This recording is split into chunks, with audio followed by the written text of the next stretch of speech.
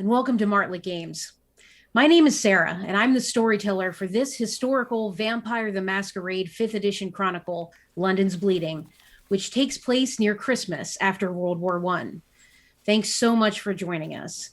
This is the season finale of London's Bleeding, so please catch the entire series on our Martlet Games YouTube channel. As a warning, this is a game for mature audiences and will include themes of violence, war, emotional conflict, loss of player agency, and others. Player and storyteller limits have been discussed, and we use a yellow and red card system during play should the content become triggering. Take care of yourself above all else. Let's get reacquainted with our players one last time, starting with Walter. My name is Ben, and I play Walter, the gangrel. Hi, my name is Patrick, and I play Rafe the Toreador. Hello, everyone. I'm Samantha McLarty, and I play Lillian Crawford, the Ventru. And my name's Stephen Rieger, and I play Tommy, the Malkavian. Great. Thanks so much again to all of you. And thanks to everyone at home. I've so greatly appreciated your support, and I try every day not to take it for granted. Now, let's do this. Kindred have a myriad of opinions on humanity, meaning us mortals at large. Some regard us with disdain, others with pity, and all with the hungry gaze of a predatory animal. They think they know us, but somehow we outfox them even after all of these years. That's the thing about humanity, all of us here together. We're unpredictable. We adapt and survive despite the dark forces at work. We keep the flame alive, the flame that challenges the darkness and says, not yet, not without a fight, and not without your end as well. And without humanity, kindred starve, and the supernatural hunger of the beast renders their intricate workings of their societies and sects meaningless. Yet those institutions remain even after thousands of years, rising and falling, diving and emerging in and out of sheer chaos. The Sabbat, the Anarchs, the Autarchus and the Independents, and, of course, the Camarilla, always watching from their ivory tower, one eye on humanity and the other on their own backs. We resume on the coterie, enacting utter destruction on a skeleton crew of the Bloody Fist Gang, lingering in an abandoned warehouse in the wee hours of what is now December 26th. The gang leader, Duncan Glick, is dead, struck down quickly by Tommy's stilettos. Another mortal is also deceased. The other mortal gang member's condition is unclear, other than that he's unconscious. The Nosferatu Bollocks, slightly worse for wear, remains in the throng after initiating the strike on the gang. A wayward kindred has just fled the warehouse after Lillian commanded him mercilessly, having not spilled a drop of blood herself. Additionally, a familiar type of creature, which the coterie now knows as a gargoyle, has just screeched through a high window. It shatters the glass, the sound and sight recalling not so distant memories of Wetterman Hospital. And having swung the entrance doors open wide is Frederick Downs, a large, mysterious man with a sword tattoo on his bare chest, eyes glowing red, aggressively approaching the scene.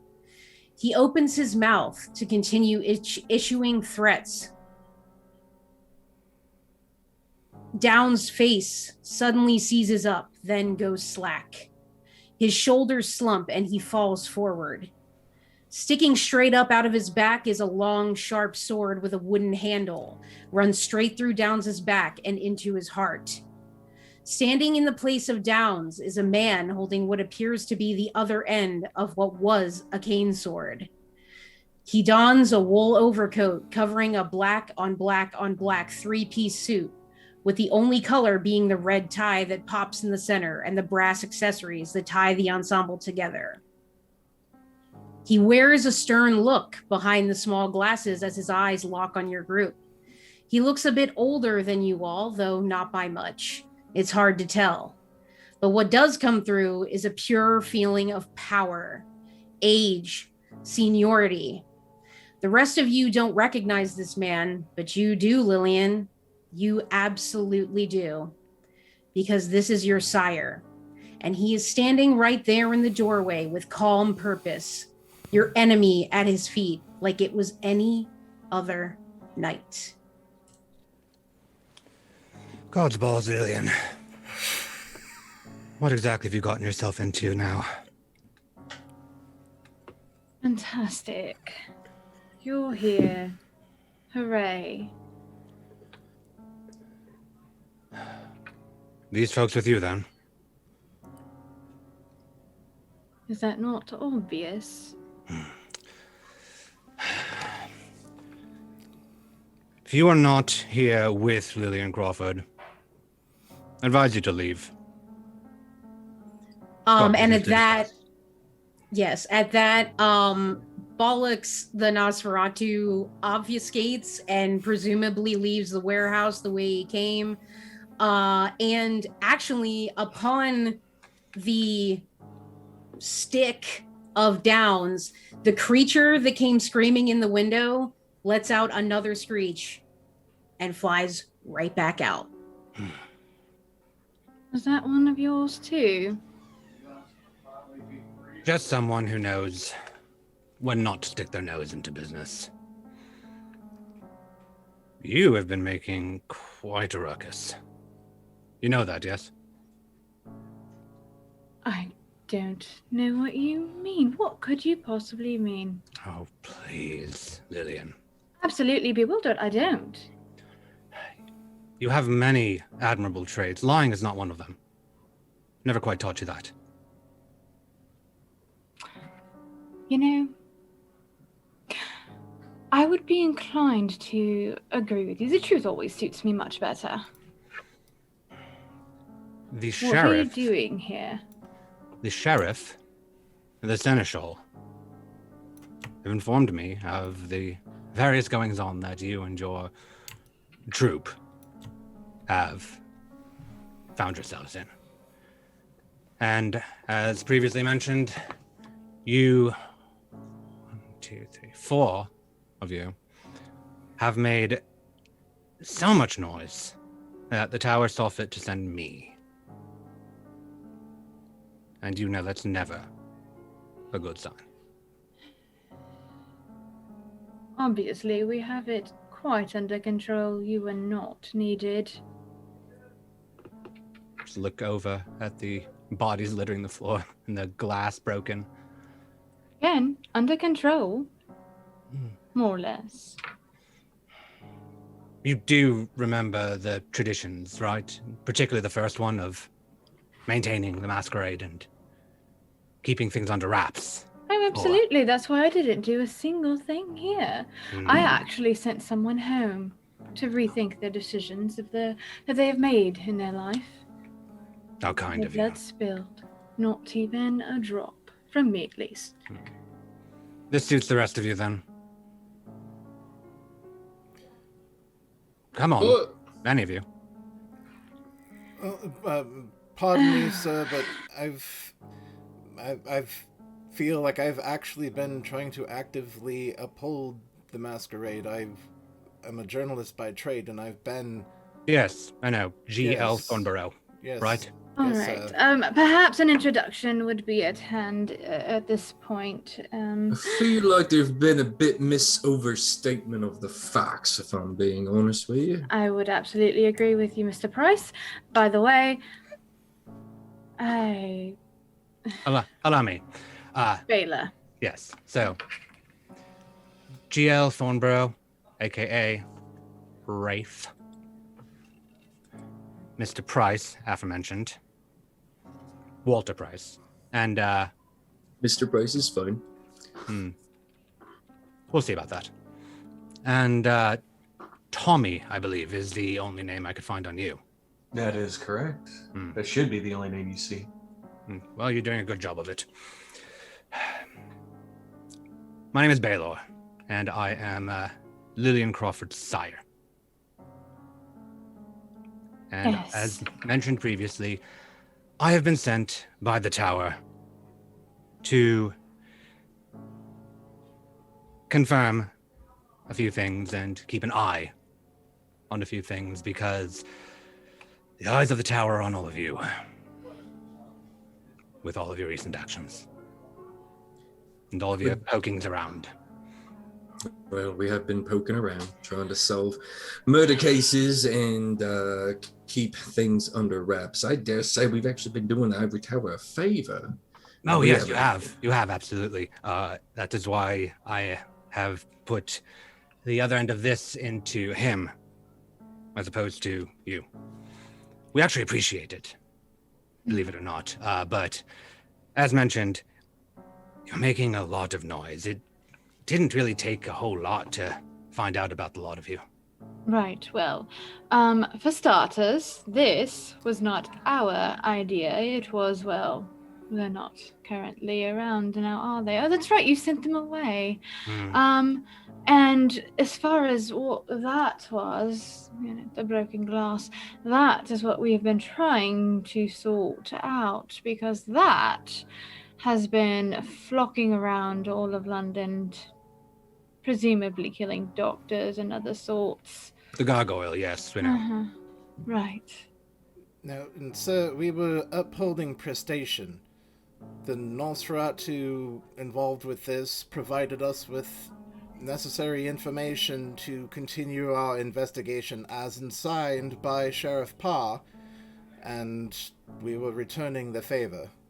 Oh, you're upholding prestation, were you? Attempting to, sir. There it is, attempting to uphold prestation.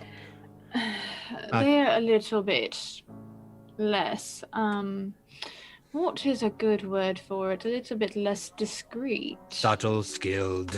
I'll give Quite. this subtle. Don't mistake. Lillian, would you like to put your dog on a leash for me? Or shall I? Oh dear. Yes. I know Perhaps we you should have- start over. We should start over for a moment, Baylor. Could you please kindly be, sounds take grand. it. You're take it down right. just a You're right. notch or We two? should start over. We should start over. Hello, I am Justicar Baylor Oh, there we go. of the Ivory Tower. Continue flaunting it around because that's what you wanted in the first place. Oh, I just figured I should reintroduce myself on the right page. Yes, maybe put some pieces into place. Sure. Why not? Jessica Bela, as you have been able to, determine from him just making sure you know that. And there is Mr. Price, or I should say Walter Price, but I'm pretty sure he prefers to be called Mr. Price. It is more respectful, I think. Surely. Tommy is quite skilled. You might have heard of some of his actions. Oh, no, wait, you haven't. I rest my case. And Rafe is young. Rafe is young. And Rafe is very prolific in his Thornborough writings. Particular about the Bloody Fist Gang, isn't it? Right, sir. I've done a good deal of work on keeping everybody in the know on that. Upholding the secrecy of things. Oh. What do you want, Bela? What I want, Please be specific. I'm exhausted already. I can tell. What I want, despite the entrance, is to congratulate you. As mentioned, the tower has its eye on you, despite your lack of subtlety. And frankly, I want you to continue doing what you're doing, perhaps with a bit more expedience. But you've been doing well so far. I thought perhaps I could attempt to check in, see if there's questions that can help finish what you've started. And then the tower would like you to continue keeping that out of our hair along with whoever the hell put it out in the first place. Imagine it's no secret that wayward creatures are going to give our prince quite the headache. He's already got one bloody Romanian putting his nose where it doesn't belong. We don't need more things in here. Romanian. Romanian. My apologies. I'm sorry? You were mumbling a bit. I apologize for interrupting, sir. All right. So let me get this perfectly clear here. The tower wants us to do thing A. The tower wants us to do thing B, and the tower wants us to continue to do thing C, and so on and so forth. So there it is. There's the thing about all of that is, when have I ever really done the specifics of what the tower wanted me to continue to do? Oh, never, and that's half of the problem. Do you know exactly how many constables I turned away on my way over here? 12, Lillian. You would tell me anyway. I would. 12. No need to ask. As I said, we want you to continue to do thing A, thing B, thing C, with more expedience and a bit more subtlety than you've demonstrated. In particular, and I'll point over to Rafe, stop putting pen to paper on things that might catch mortal eye and make them start questioning how much of it is worth looking into. Understood, sir. We've got enough problems on our hands. We don't need the tabloids on top of it. You there, strong, silent type. Tommy. Yes. As I'm mentioned, paying attention to the broken glass still. I'm not really focusing on anybody, but I'm listening. Yes. As mentioned, haven't found much on you, but if you are as efficient as Lillian says, then perhaps you will be most useful in this regard. We need that thing to stop. I look to the table. I grab the shotgun from the person that I just killed. Mm-hmm. Just hold on to it, I think. Might not be subtle, but I can probably stop it somehow. One loud action to end it quickly. Quick and loud is better than all of this was. Yes. Again, not our doing. Perhaps But you should you're go here. into the sewers and have a lovely little chat with the Nosferatu. That is more up your alley, I think. Oh, I've had a talk with them. Of course you have. Yes. In particular, talks of Underprince Bremer. I know nothing about what you're talking about, honestly. I don't go into the sewers. I'll No, leave that but to you, dear. no, but you're not above sticking your ear into the muck, are you, Lillian? I don't have to do it. I have people do it for me. Not much of a difference there. It bleeds up. Nonetheless, why is it that we need to be doing this? You're here. Are you not here to save the day for the tower? Perhaps it should be you to go and investigate the thing, the gargoyle. I mean, we had one right here until he was told to go home. That's fair. Yes, you see, that plus this, and I'll point down to Downs. Simultaneously, it's a bit much for the four of you. No offense. Absolutely taken. But perhaps I'll just jiggle the sword in Down's back. This one could be of some use in sorting out the rest of it. And he won't come out of torpor yet, but I will just yank the sword out of his back. And perhaps then you can do things a bit more by the book, a bit more step by step.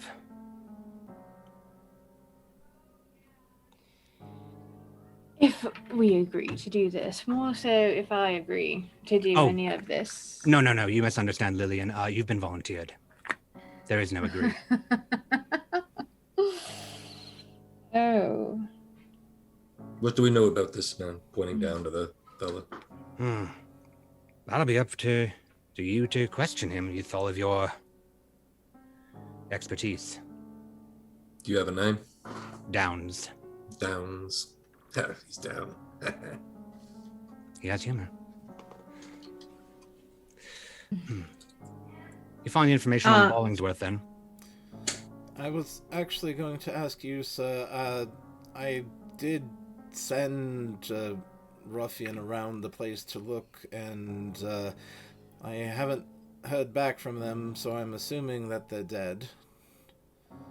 So, unfortunately, I do not have all that much information on the place or the family, other than what's public knowledge. Unfortunate. We're hoping that a bit more information could have been made on that. Though, we know that there is some connection with the Tremere. That's about it. To what extent? Hard to say.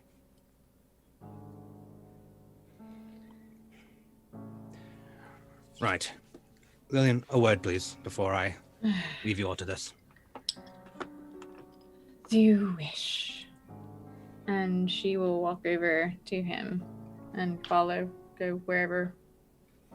To have And, a little chat. And Sure, the warehouse boys is- will... Sorry, go ahead. The warehouse is, like I said before, it's just this big empty space. There's not much, and then there's sort of like you can go up metal stairs onto a platform, but it's just one big room, and all there is that long table at the back that previously had the shotgun for it, and Duncan Glick, the dead gang leader, is sort of just there laying dead in a pool of blood, essentially. And that's sort of it, depending on where you want to go. I contemplate just telling the other three to walk away, but I think I'll take a stroll over towards the body. Okay. And there's still one little lamp burning on the table, and just before all this had stopped, there was a rather mundane scene.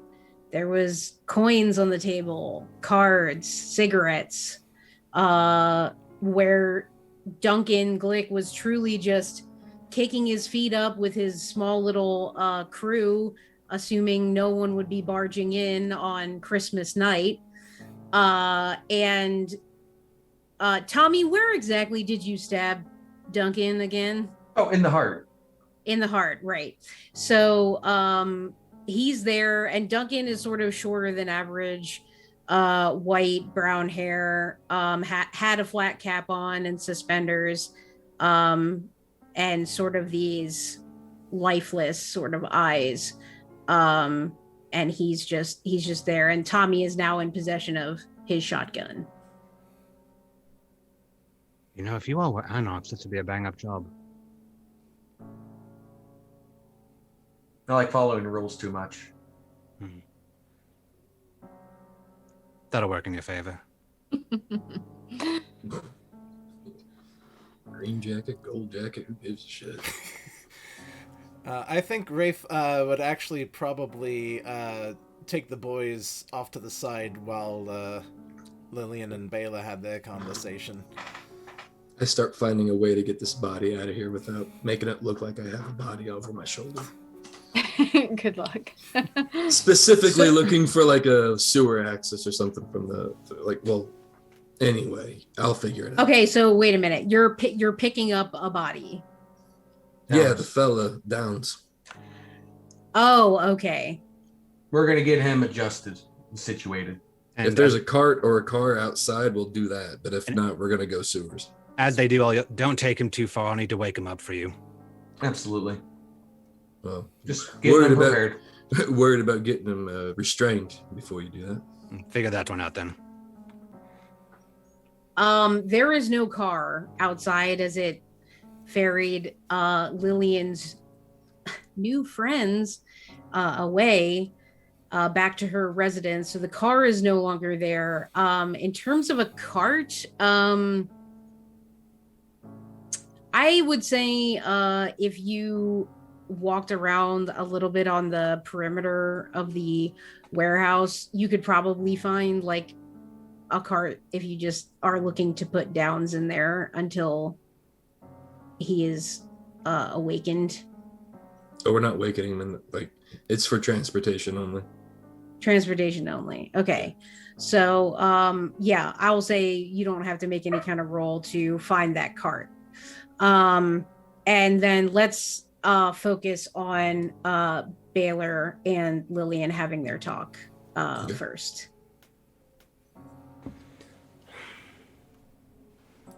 Honestly, Lillian, this lot?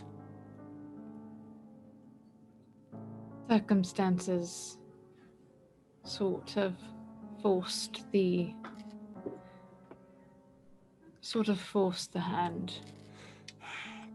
Well, as I said, they're at least useful. More or less. Your friend Mr. Price keeps interesting company, though. He's very straight edge. But I have learned that whatever he doesn't know doesn't hurt him. That's where Tommy becomes quite useful. It's interesting. I'm not used to seeing a dog that keeps pets. With the number of people around him at his home. That is not for me to judge, or, well, of course I judge. It's not for me to really say one way or the other whether or not it is better or not for him. He's going to do what he wants to do, and I quite like it that way. I don't intend on, trying to mother anyone. Please. It's your specialty, isn't it? Not anymore, not like that. Really? Really? How's the family? Oh, haven't you heard? They're doing splendidly in America. We're looking to expand. Are you interested? America? Yes, indeed. Whole new world. Right. Haven't been there since just about the end of the Civil War. You're missing out, from what I'm to know.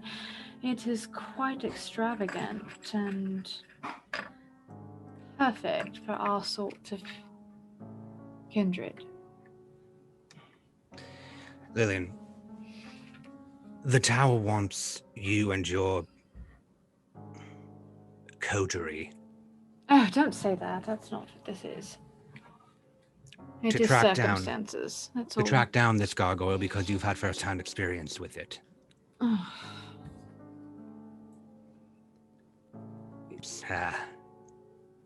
It's been a rumor up until it popped up, and you four had your eyes on it first and have been dealing with it since. We suspect that this is comeuppance, revenge for that attempted Tremere uprising a couple centuries ago. They hold grudges. of course they do. Many of us hold grudges, but none like they do. Alright, so let's say that we manage to deal with the situation and with the creature. What then? What if we find the Tremere that is holding the strings to the little puppet? Well, if you feel confident in going toe-to-toe with a wizard, by all means. Otherwise, get the information back to Pa. He's been watching you this whole time anyway. I would much rather do that anyway. I don't really feel like getting my hands dirty. You know, It's you not really always my thing. you always say that, and then there winds up being dirt under your nails anyway, doesn't there? Not any that can be seen or that matters. The tower can see it, Lillian. I can see it. You were a hard one to fool. Nonetheless, I will do that much for the tower, but no promises after that. While you're at it, this under Prince Brimmer, we have some concerns. Of course you do. Word around, even the court is not 100% in the know on it. It's a smattering of kine and servitors, ghouls, grouping up, calling themselves Broken Mouths. This is not on the court's radar, and thus it is quite troubling. If you happen to pull information in regards to that, it would be quite useful. I imagine your journalist, Rose, back there would be suited for that. Perhaps. I will see what I can do on that. Well, look at you, finally involving yourself in kindred life. As I've always told you, it catches up to you, Lillian, whether you want it to or not. Don't worry, I'm pretty sure my time here will likely be short-lived. I hear... What is it? The family is very eager for me to return, eventually. I have a counteroffer. What? Stay here. Why? Because like I said, the first time, which you misunderstood as me trying to elevate, you are squandering yourself with this pursuit. You are more. You know it. There's more that can be done here.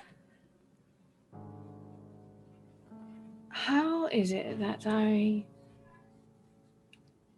How would I know that that is actually what you're meaning, and that it's not just another, as you say, misunderstood ploy to increase your own status? Has Eleanor not done that enough for you already? She did quite well. Wanted to marry that prince, though. I heard about that. Put me out an Archon.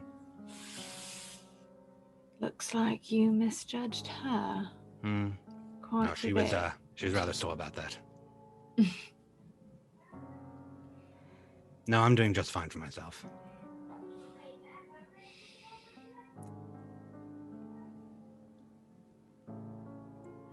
Squandering yourself doesn't just mean sticking around with human business when there's kindred business to do. Squandering yourself means squandering your lineage. You can be more. Why you're choosing all of this instead is beyond me, but if this is what you're choosing, then the rest of them are going to shape the fuck up. With the tower having eyes on you, with Mithras having eyes on you, and with me having eyes on you. And Baylor, you remember through all of this, frankly, insolence that you're receiving from Lillian, perhaps it begins to occur to you, why did you save her life all those years ago? Your creation is ungrateful, snobby, rude, and through all of that, shows relatively little respect for the tower. And by extension, Prince Mithras, to whom your devotion has never wavered. I took a chance on you, Lillian. I saw more than ought to be lost to a simple matter of mortality and medical folly. Don't prove me wrong.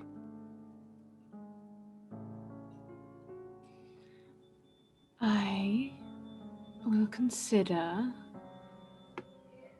staying,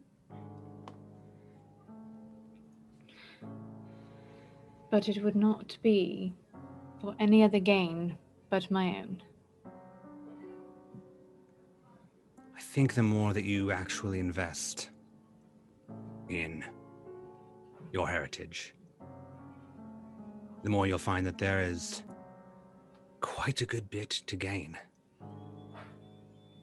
by actually knocking off the sass for a change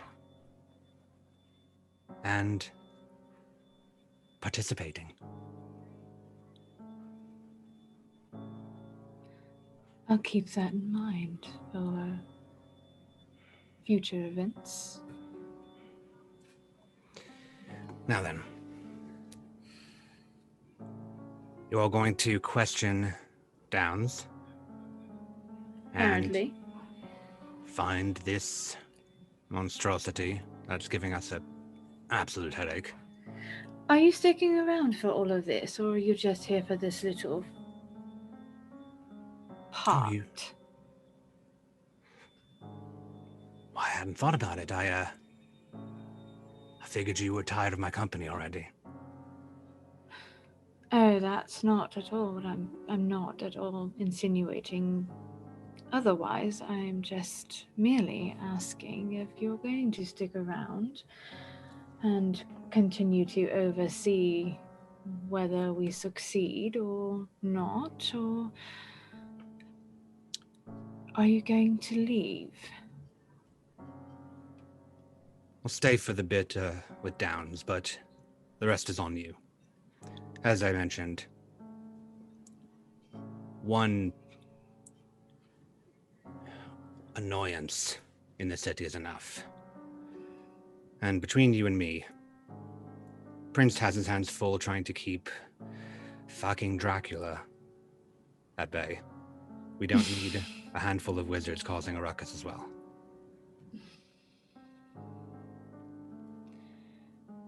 I'll agree with you on that, and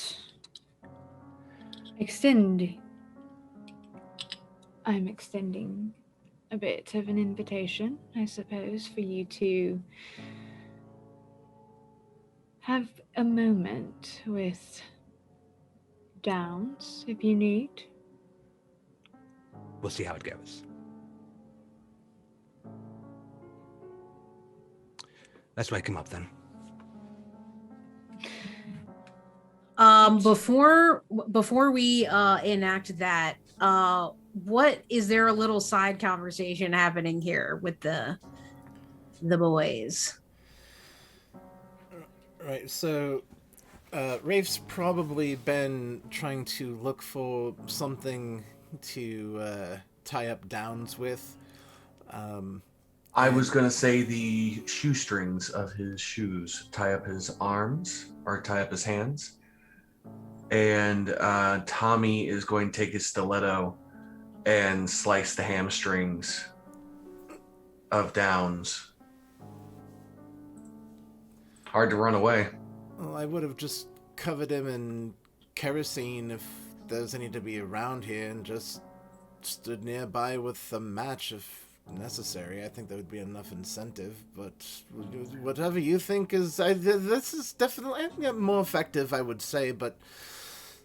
Anyways. I feel like a retcon is in order. I think that at this point, if we're gonna if we're gonna cover him in kerosene or whatever, we need to put him down in the basement or something, not on a cart out in the alleyway. No, I don't think we're going to do. Tommy's not going to. I'm not down with kerosene. I've already tried to do one idea with fire, and that didn't turn out too well for me. Right. So Facts. I will. Let's tie him up. Make sure he can't run. That'll And be then- fine. Yeah. I have a brand new toy, so if need be. I jab Rafe in the ribs. Oi. What do you think that tattoo on his chest means? What is the tattoo? So it is just if I could reveal my inspiration a little bit, Steve will know this. Brock Lesnar, I believe, the professional wrestler, has a just right in the center, like from sternum to right below his navel. It is Stern just to this, stern. yeah, basically this straight looking sword with sort of this hilt that has some like kind of finger indentations. It's not like ornate or fancy looking. The tattoo is fairly well done. Like it's better than some kind of like a prison job or anything like that. It looks like intentionally like thought out there. But that's all the symbology. There's no, it's just the sword. And, I was gonna do and he- Streetwise or Wits or something and see if it had anything, but if it's nothing, it's nothing.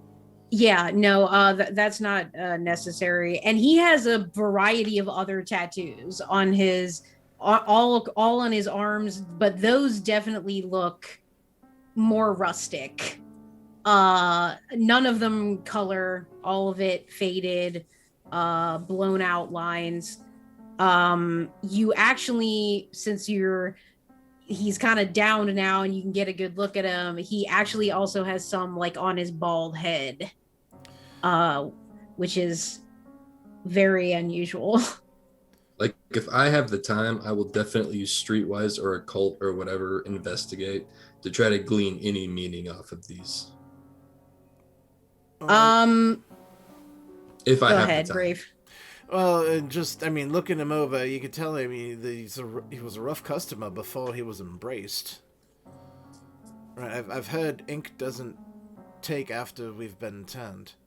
I mean, I've heard it. I'm not I'm not a sailor by any stretch of the imagination, but I mean, there's only two types of people who have this much work done on their body, and that's either a sailor or a criminal.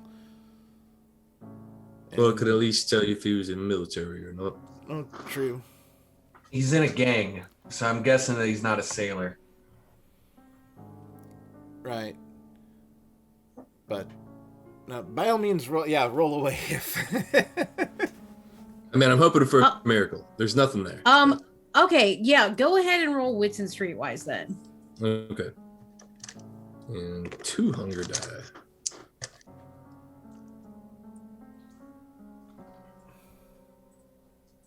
Two.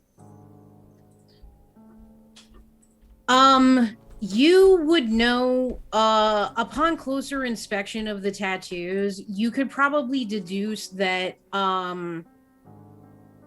they are almost certainly from prison. Okay. They're definitively not a sailor, not the nautical tattoos. Like you maybe saw on Myron. Not a sailor tattoo, but rather rough criminal tattoos. No like indicators about certain gangs or organizations or anything of that nature. But like, I mean, Rafe kind of hit it on the head. Rough customer in mortal life, most likely. So that's what you can glean from that.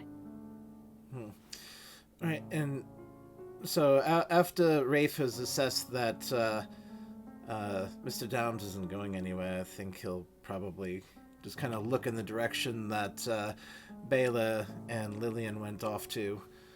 So, so what's Tommy shoelaces on a kindred. As well as I can. That's why we got the Achilles. There must be rope here. I go off to look for rope. You look for rope. I'll sit on him. So Walter runs this off, so I'll kind of have a little side talk with Tommy here. So what's a Justicar again? I know that they're like there's different levels, and I think like Justicar's like I know they're like really high, but they're not like the highest, right? Let's make this easy. As of right now, you and me are grunts. Oh, I understand that very, very well. It's just I don't know where he sits in the whole hierarchy of bullshit. Let's say Master Sergeant. All right, that works. Makes it easier for you. Doesn't matter his title. You just do what he tells you to do. Oh, yeah, understood. Right. Now, I know very well that he could easily probably kill all four of us before we even knew that it happened. So, yeah, I know what side of the bread the butter is on there, Tommy. Absolutely. I feel like at least I'd put up a fight, but yeah. Oh, I know that I would be absolutely worthless. So, Walter, since you're looking around for rope, if you'll roll me wits and investigation. Sure. And you guys can continue your combo if you like. Right. I got it too. Yeah, they're both on hunger, but I don't think that matters. So No. You in the back right corner, like on the other side of the room from the table, you will find probably 10 feet of rope. It's definitely like old. It looks very, very old. It's not in good condition, but it is. That's all that you can find. okay, I mean, that's what we have. I'm also looking for a somewhat secluded room, like a meat locker or some sort of basement with concrete or block or something. Okay, there's no basement. I'm dragging down the story. I get it. I'm just trying to find a secure place to put no, this you're knowledge. not. These are valid questions. But there is no basement. It's literally just this one big room. There probably is a on your side where the rope was, there is probably a door there that probably leads into some kind of closet or maybe admin office, if that's kind of maybe what you're looking for. So is there a table, like a big long table? Yeah, the table that Duncan was sitting at is a big long table. And do we have a hammer and some nails? No. There's no all most of those tools and stuff have been looted and long gone. Forward thinking. Since he is kindred, I'm looking for any way to make sure this guy does not move. So if it means me hammering stigmata into the goddamn dining room table, that's happening. But yeah, anything I can do. Yeah, the rope is gonna be pretty much all that you are gonna get here. Perfect. Sounds good. Cool. Right. So continue with the captivating part. No, you're fine. No, this is good. Don't worry. No, so the gargoyle there, that was a different one, wasn't it? That wasn't Eli, right? I don't even remember the guy's name. I don't know. I don't keep track of the lineage of gargoyles that are in the city right now. Hopefully it's the same one. Well, right, it's just, I mean, they're supposed to be incredibly rare, so if we've got one, that's one thing. If we've got more than one, then I think Justicar Bela should probably stay within the city at least for the next week or so while they try to find our ashes. Well, if there's more than one, then maybe I need to think about going back to the States. Right. So, storyteller, is there any way that I mean, I know it all happened so fast. Is there any way I could maybe try to recollect if that was Eli or if that was a different gargoyle? Sure. Why don't you... I know it's a bit of a stretch, but yeah. Sure. Why don't you roll...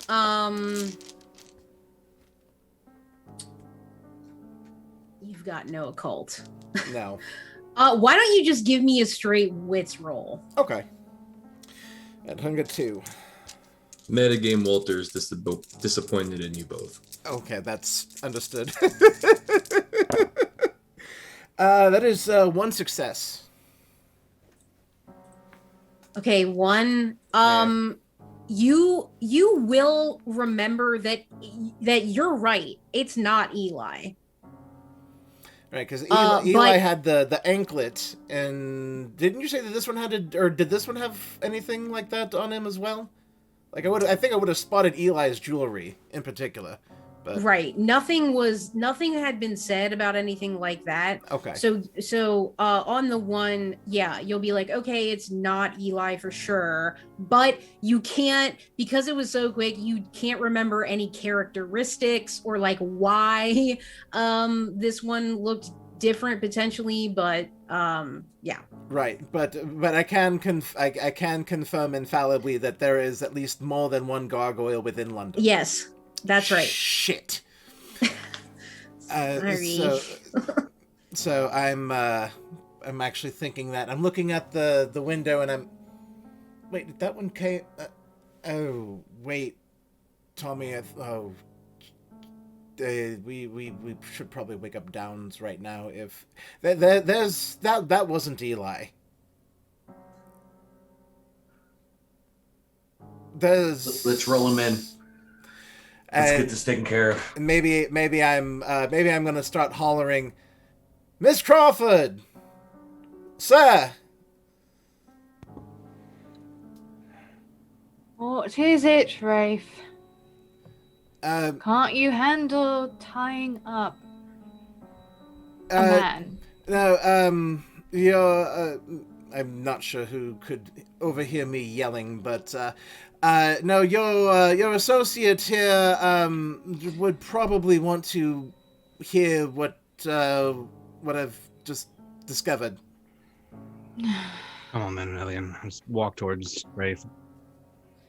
Yeah, as we are, as we're walking, she is going to say to Baylor that don't be too harsh. They're not all terrible. I've kept you from dying, so I'll have to agree. All right, and once they get close, yeah, you can. One would assume you'd see Tommy's handiwork on Mr. Downs there, but it just struck me that wasn't the same gargoyle from Wetterman. That wasn't Eli. That was a different gargoyle. Eli. Eli was the name of the first one. Yes, sir. He had an anklet. He has with an anklet and he has a initials. name. Mm-hmm. And by the sun, there's more than one of them. Shit. This is going to be fun. Sure you don't want to stick around, love? If there's more than one, then I have to report back. Because, well, somebody's going to have to come find what's left of you if you run into a whole squad of them. And I kind of muttered to Tommy, told you. All right, let's get this one up then. And I'm going to pull my sword out and just slice my wrist and hold it over Downs and squeeze about a hunger worth into his mouth to end the torpor. Okay. For And clarity's sake, we got him, like, for clarity's sake, what? just for clarity's sake, we have him, like, bound, right? He is not going I am anywhere. Right. I am sitting in his lap. Okay. Okay, so he's prone or He's laying on the Tommy? ground. He's laying on the ground. he's laying on the ground. I am mounted on top of him, so he can't go anywhere. He's got his hamstrings cut. He's got his hands tied to his hands tied up in 2 ropes now, shoestring and old rope, and he's waking Okay. up. All right, I'm squeezing blood into his mouth, like just next to Tommy. I've got Until my he wakes stick up. ready.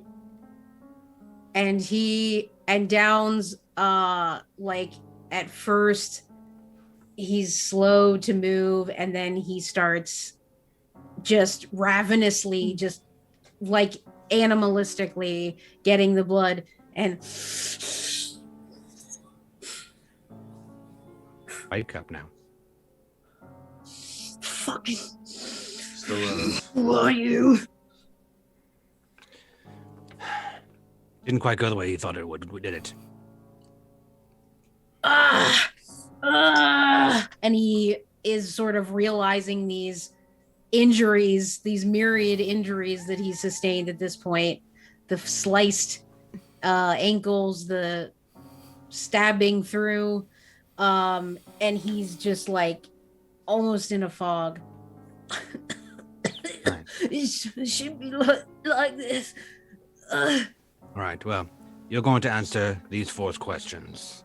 And I'll just take a step back and just gesture to the group. as he's struggling, I just take the stiletto and I'm like, shh, shh, shh. This is going to be pretty easy. You don't get to see death until you talk to us. We are the alpha and we are the omega in this situation. We ask, you answer. If not, you see your next sunset. Sunrise.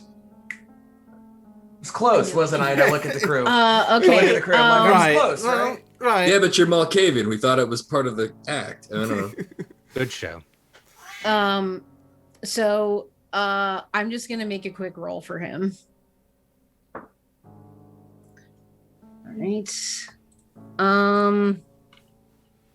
So he's gonna go ahead and then do one more. Oh boy. All right. And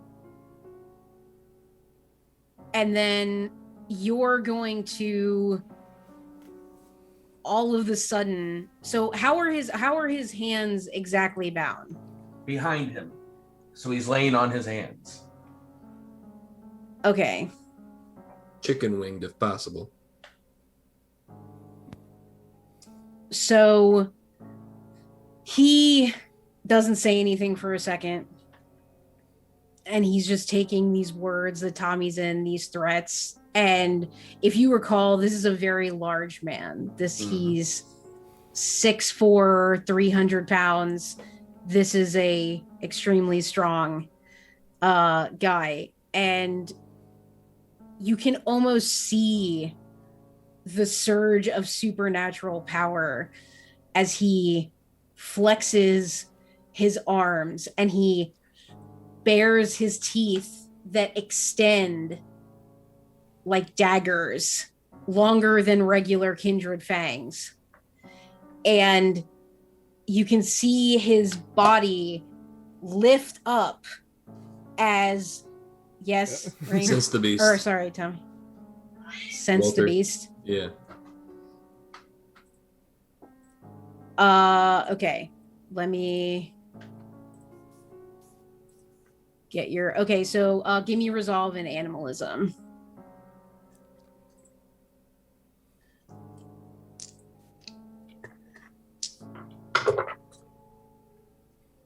Two. Okay.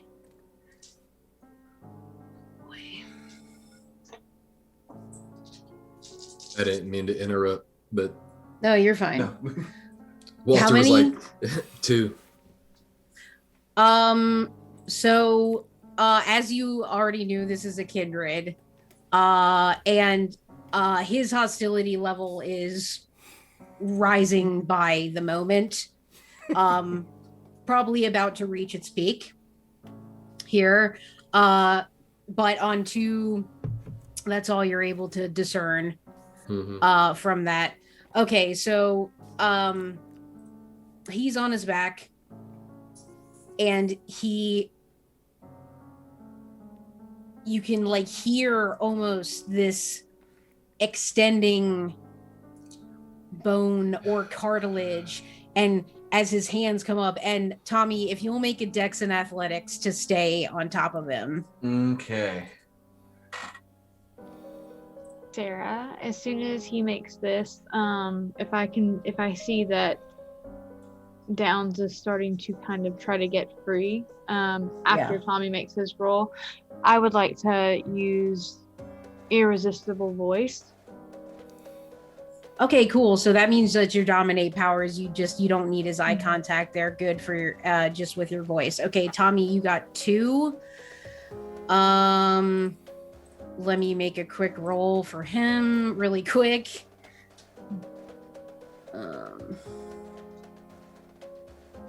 As he's starting to move, I am grabbing the shotgun. Okay. Tommy, you get bucked off of he's up. Downs. He's moving. You are almost like launched like slightly up and then backwards. So you're kind of on your ass, like with your hands behind you as you sort of you don't get hurt. And with you off of him and the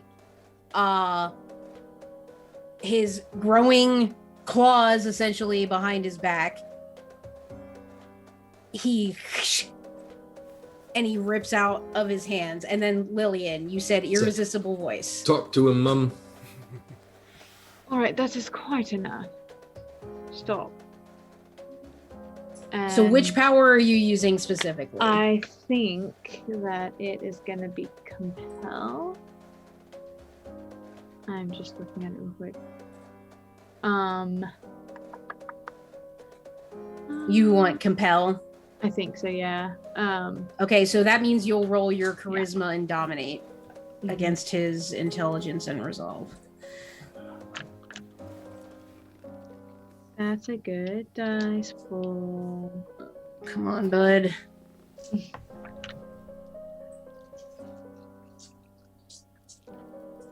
Ooh, that's lovely. All right. I got 3 crits and 2 regular successes on that. So when you say 3 crits, do you mean 3 10s or do you mean 3 pairs of criticals? 3 of these things. Okay, so then that's 4, 5, and then how many regular successes? Just 2. Okay, so that's 7. Okay, and that's a critical success. So, just a bit of reference here. I don't even have any dice pools that are 7. I have a Well, the crits help. Yeah. So what are you issuing him again as a command? I'm telling him to stop. Okay, so he will stop. And once he's stopped, let's go about this a different way, shall we? And I'm also going to activate awe.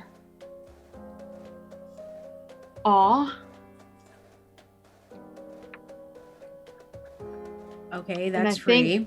Yeah, and I think when I activate awe, for me to be able to activate entrancement, I have to have awe up, correct? Oh no, I can just do entrancement. I don't think so. If you want to use entrancement. entrancement, though, you need a rouse check. So Yeah, do you want to got do it. awe or entrancement? I'm gonna do entrancement. I want them Okay, to... so make a rouse check there. I'm good. Okay, and then you're gonna roll your charisma and presence. Mhm. While she's doing that, I'm gonna take a walk, just take a couple steps in front of Downs, just trembling and just. Is all this really necessary? Oh, this is an even bigger. You pool. don't understand. You don't understand. She's more than anything. And he's holding back, saying something, and like you can see these little jewels of blood tears. Not enough to make it fall down his cheek. Spit it out then.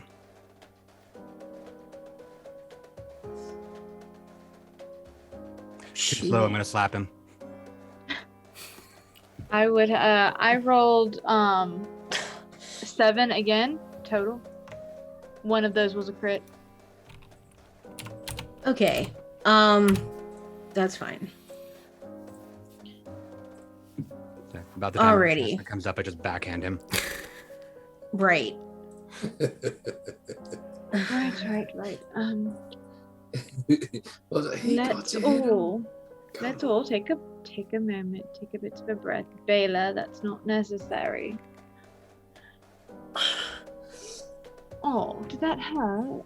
Bloody god damn fuck Did that hurt? tower. Do you want to get it out of your system then, and then we can have a chat?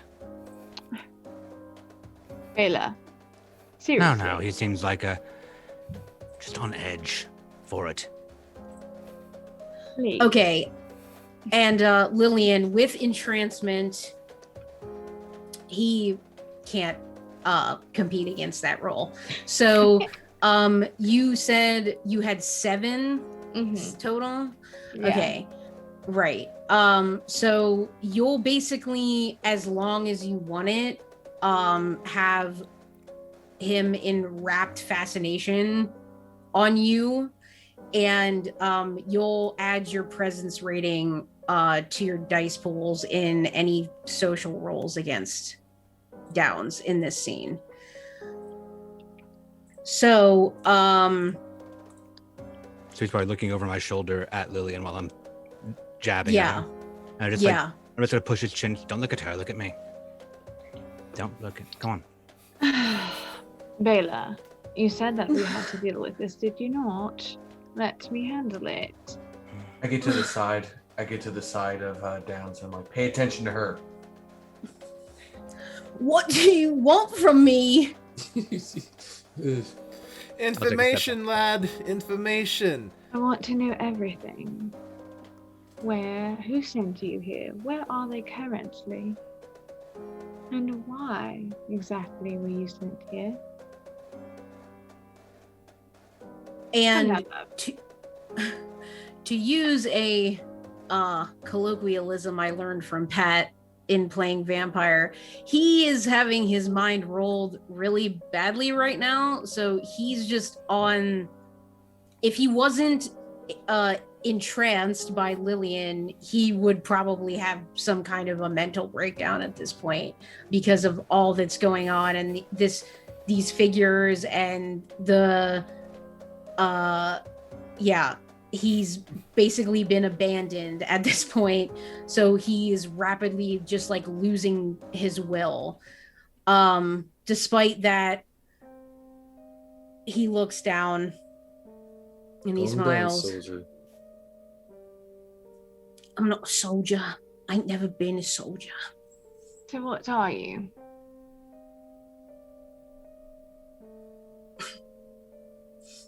I serve Regina and no one else. Oh. Regina Bollingsworth.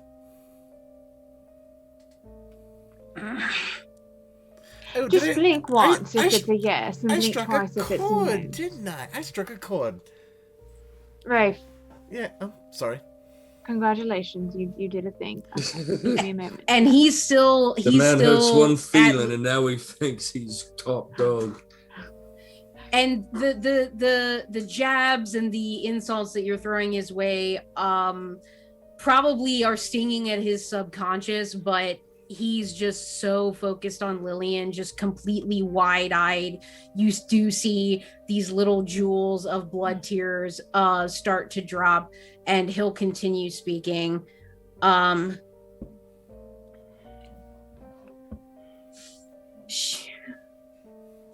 love her. Oh, you do? She's everything. She's everything. She's more than any of you could ever be. She's stronger. She's stronger than all of London. What clan is she, lad?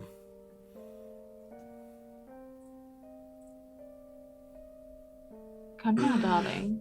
It's now time to answer the questions rather than... I don't know the word. I don't know the word for it.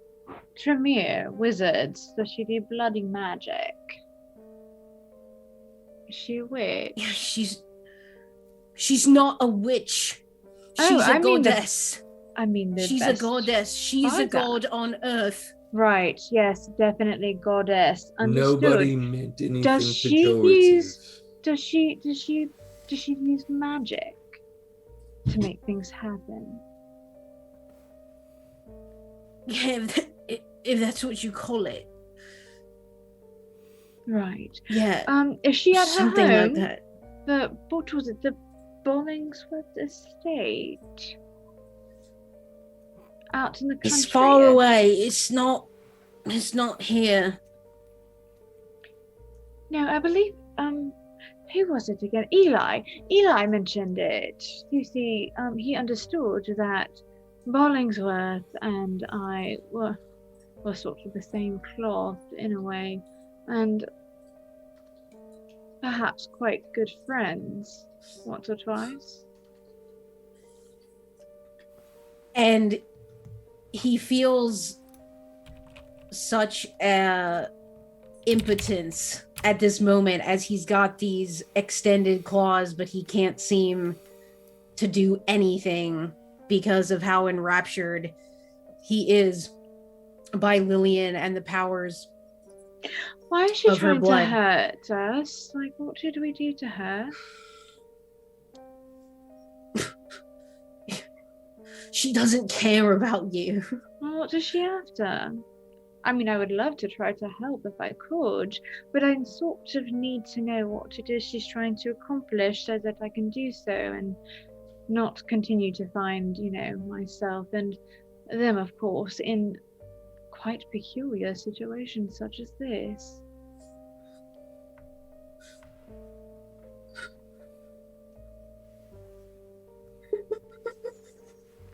You can tell me. I'm not going to rat you out, I promise.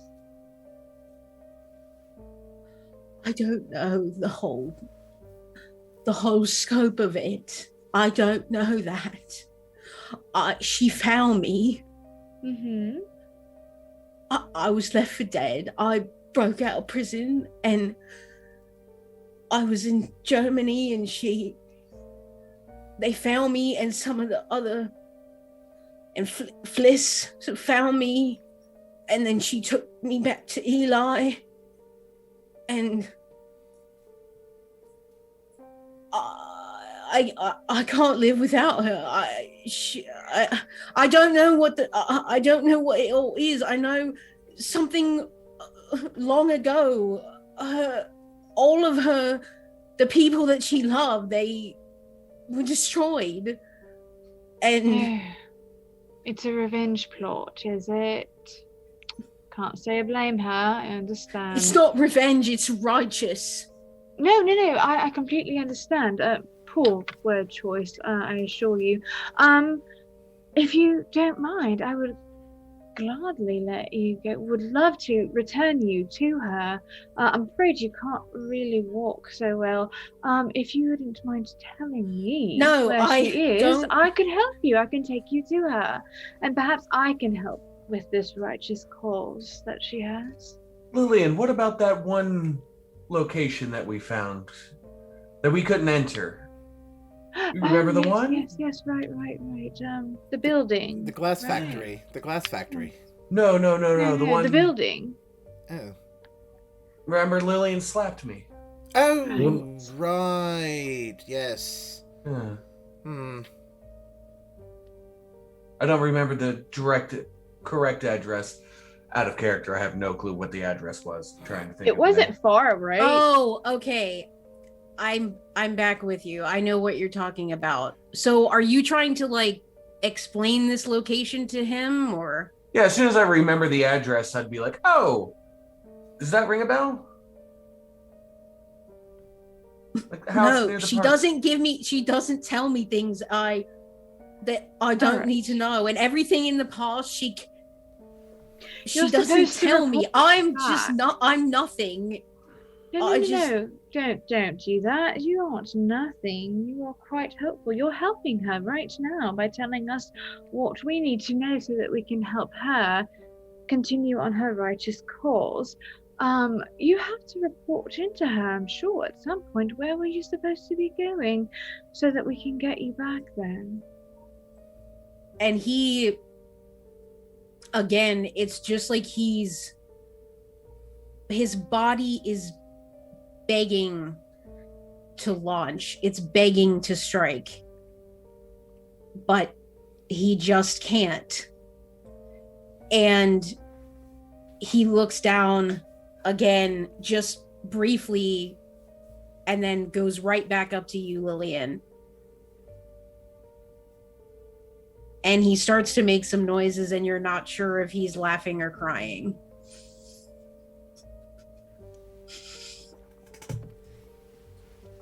Leave me in the sun. I'm never going back. Now that I've said, I saw what she done to Eli. And that won't be me. What It happened to won't Eli? Be What did me. she do to Eli?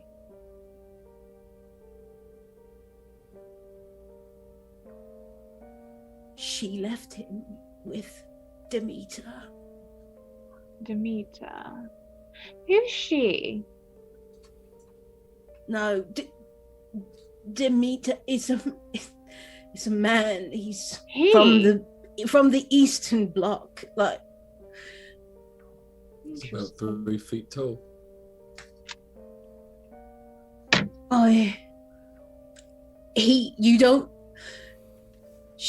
Regina, she does the magic, right? I don't understand it. I don't know how she does it. But what he does,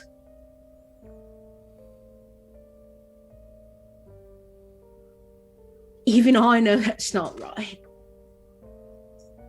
Even I know. And she will give me right to him. And I won't. I beg you to leave me in the sun. I cannot go back to her now. What did he do to Eli? You tell me this. Continue to answer. If there's any more questions, we promise you will see a sunrise. Right, because we upheld our end of the deal with Eli. Mm-hmm. Doesn't matter what deal you made with him. The doctor that he got sent for, I'm assuming, he's missing. Right, at that's least. enough. Right. Lillian, do you need this man to bring you to the location you're trying to go to? Probably not. Well, either way, let him go for a moment. We'll just shortcut this. Are you sure about this? I think he needs a bit of a firmer hand. I'm just gonna hold the As cane you over to Rafe wish. and just let him take it. I'm not even gonna wait for him to take it. I'm just gonna let go of it. I have rapid reflexes. I grab it. As you wish. And I'm going to turn it off and step out of the way.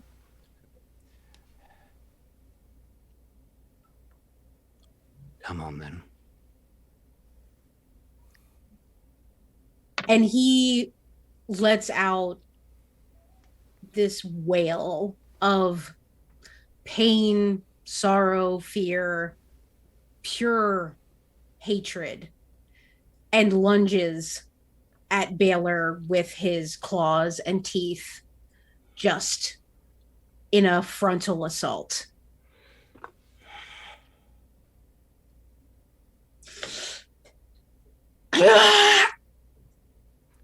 Unmoving, I'm going to take whatever strength brawl roll you do. Okay.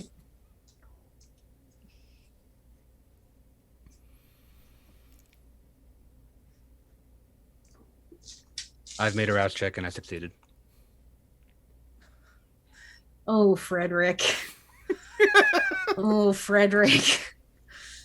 Okay. He comes at you, and his broken mental state has unfortunately informed his attempt at animalistic violence. And he just one of his claws will sort of start to swipe at your abdomen. All right. And how much is that on his swing? That's gonna be 3. All right. If I'm not contesting, that's 3 superficial. Without having weapons. Or yes. Or throw weapons aggravated. I can't recall. It's only ag for mortals, I think. Yeah, it's superficial, not rounded down. Okay, so superficial, right. 3 superficial. Great. Make a stamina roll for me, please. Sure. I love you, Zach. You're fantastic. Okay, a stamina. He does also have fortitude, though. Okay, then so add he that will in. Roll that as well. Sure. Okay, he got 4. 5 messy critical. And I'll stand there, and the moment that his claws hit me, there's a gonging sound as he takes 3 superficial damage, and I don't. And Baylor just opened wide for this attack in this display of dominance and power. The claws bounce off of him as if he was made of some kind of supernatural material, and the damage that Downs was trying to inflict is reflected back on him, so he will take 3 superficial damage, and he had already taken some as well with the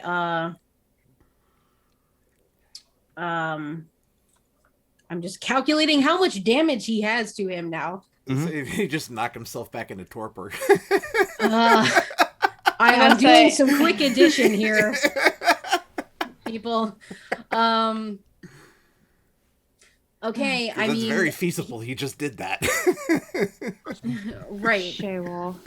Lillian would literally, that's like, as soon as that happens, she's just gonna go, Shaywall. Baylor's trembling a little bit, like twitching in the eyes, because I've rolled for his messy critical compulsion. Oh, okay. I was wondering what we were gonna do for that, but okay, cool. And so Downs pretty much like flies like some feet backward upon the reflection of attack, and he's hurting. Yeah, and before he falls, I blink over to him and catch him around the throat, because I have a dominance compulsion going, and I'm going to just lift him off of the ground. So, don't make the mistake of thinking that your Regina is your all-powerful, your god. There are gods at play you cannot fathom. Now, I'm going to pull him very close, and I'm going to use Mesmerize with a terminal decree attached to it. You are going to take them where they need to go, or you are going to give yourself a death so painful you will wish it had been sunlight.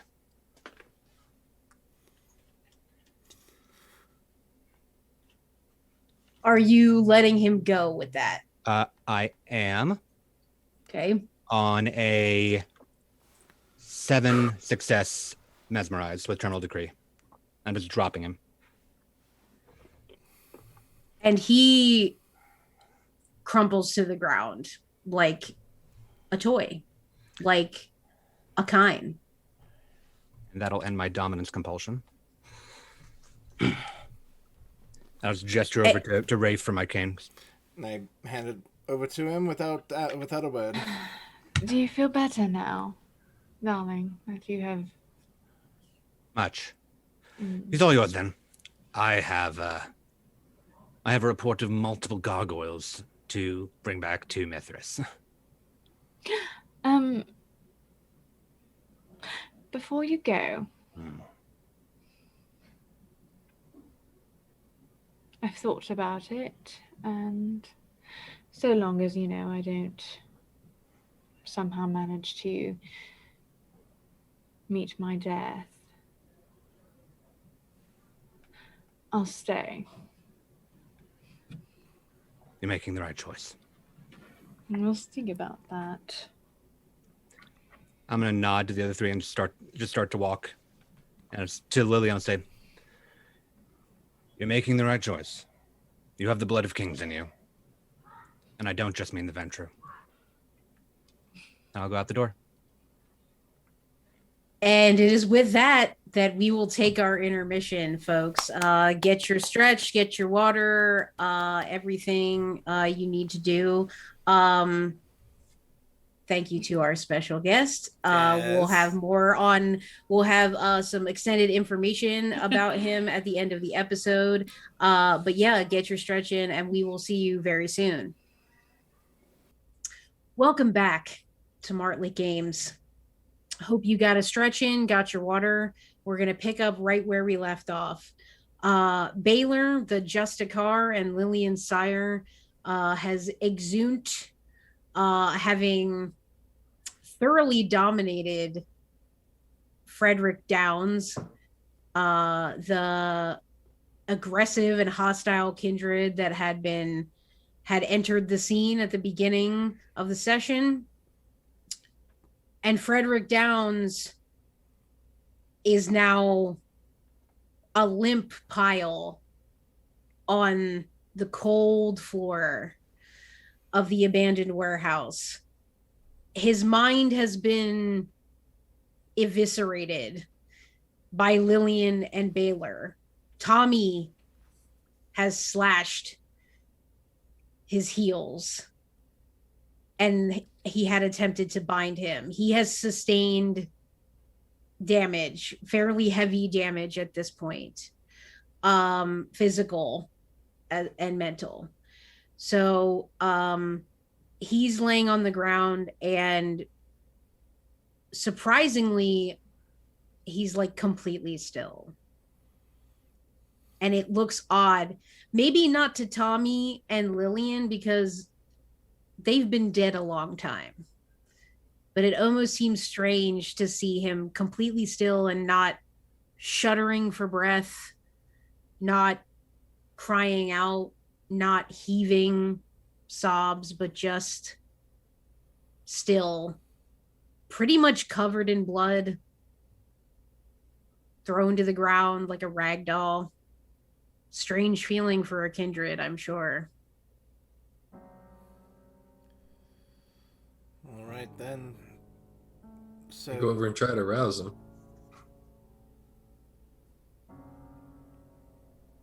He's not saying anything. Of course not. How does this work? Do we Put him in the cart. Obviously, he's not going to be walking out of here. And I am definitely not giving him any blood to heal up, because God knows what's going to happen then.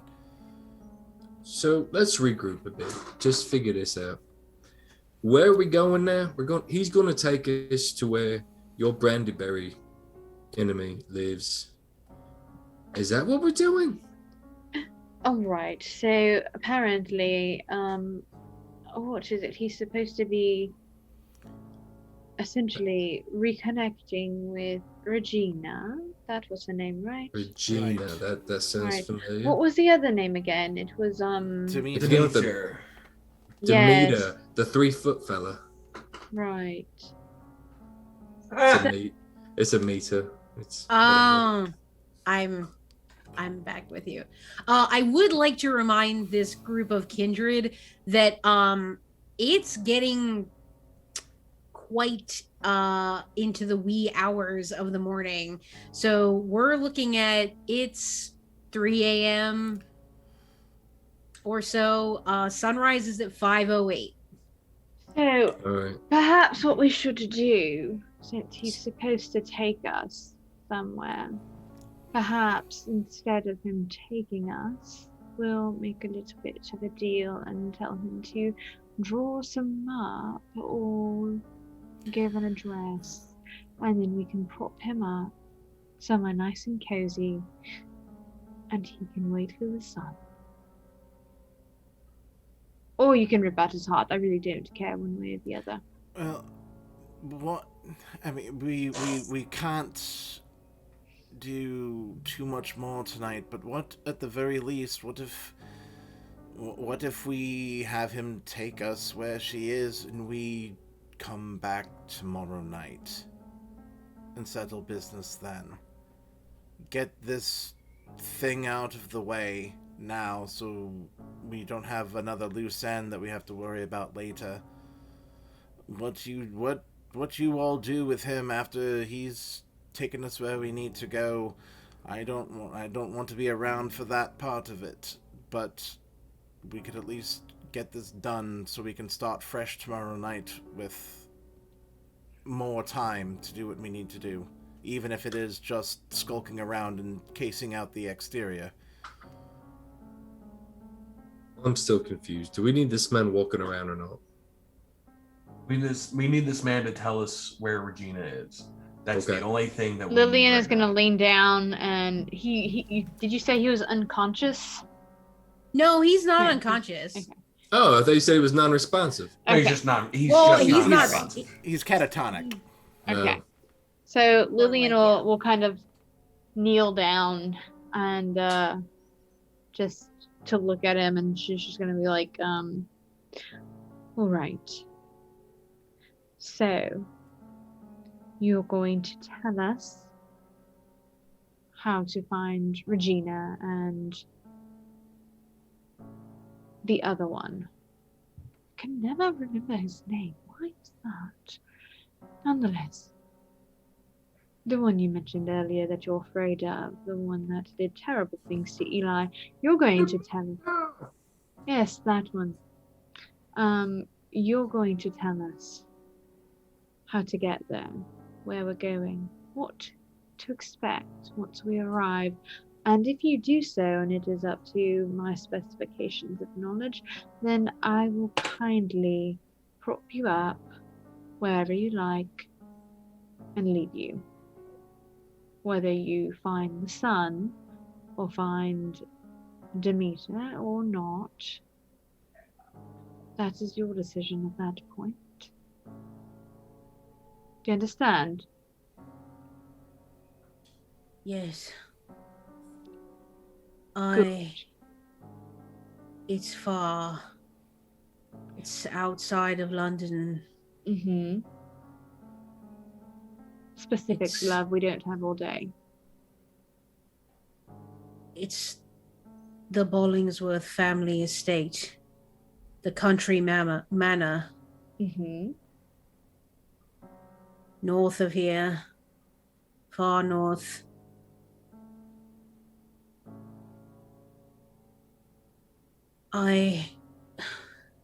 You won't be able to get in. Why not? Warded. You think there's only two of them? The gargoyles. Fantastic. Oh. Different types, you know. It's not just one. They're all created special. Well, perhaps you can tell me just how special they are and how many there are.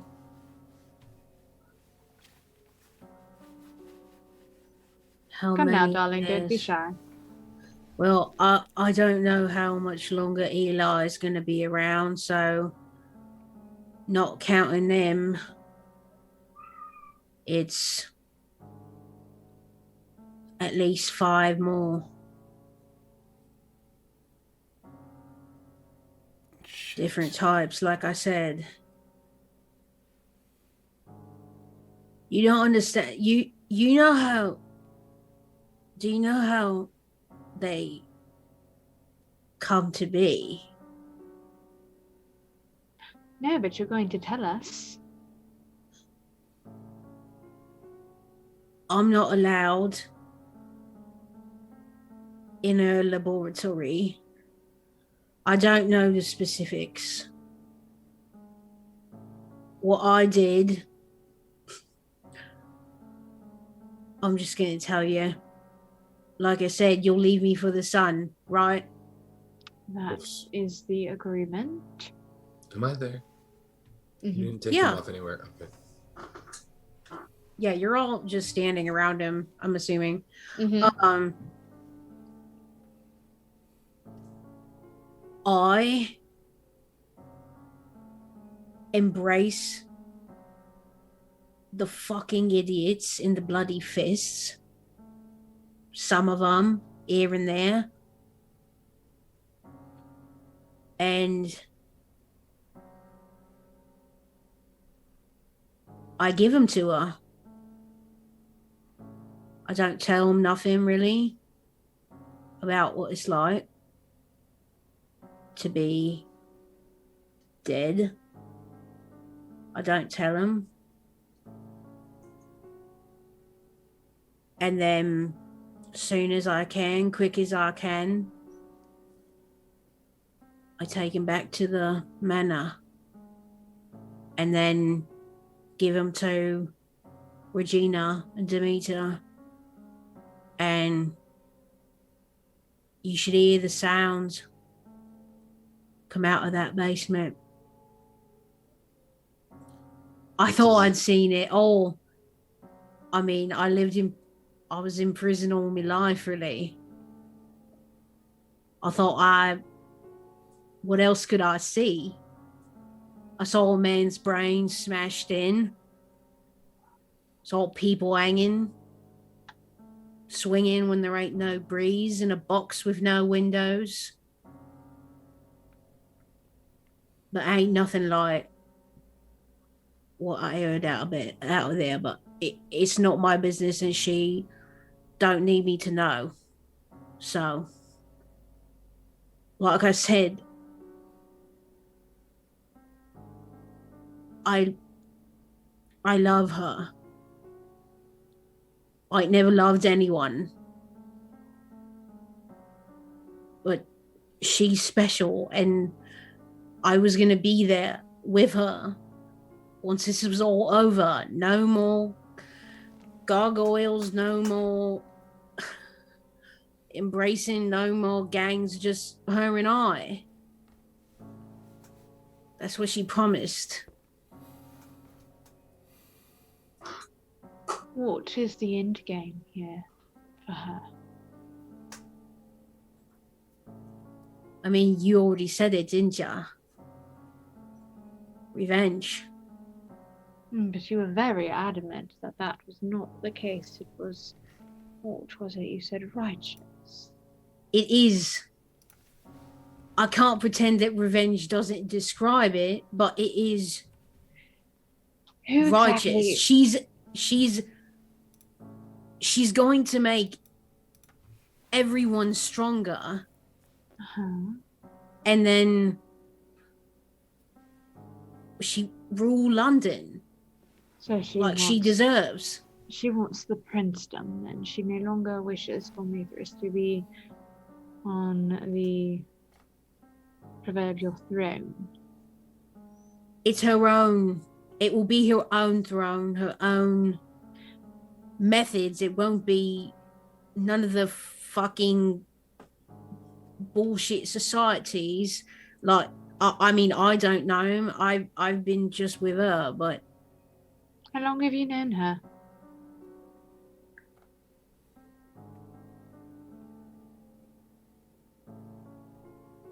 half a decade, probably. And how is it you don't think that she and Demeter are a pair? A It's not match? like that with them. Are you certain? You say you don't see everything.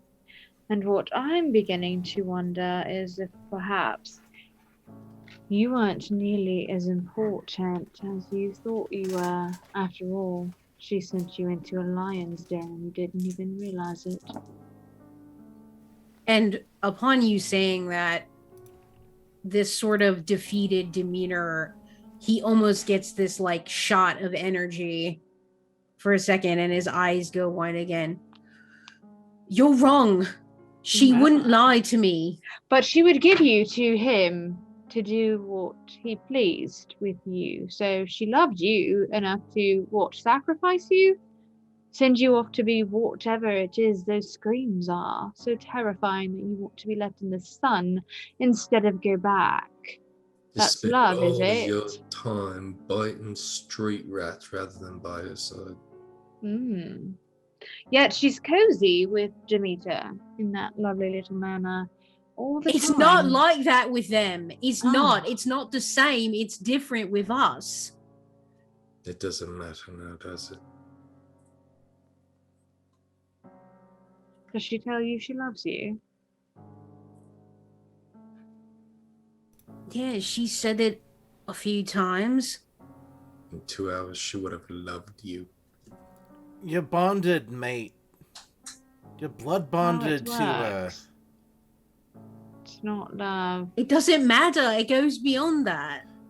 You aren't thinking for yourself, you fucking idiot! You're only thinking about her. Let this man go.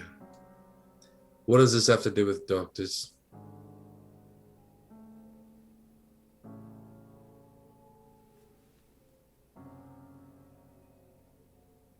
I don't know it all. I just know the flu, right? I mean, no doctors.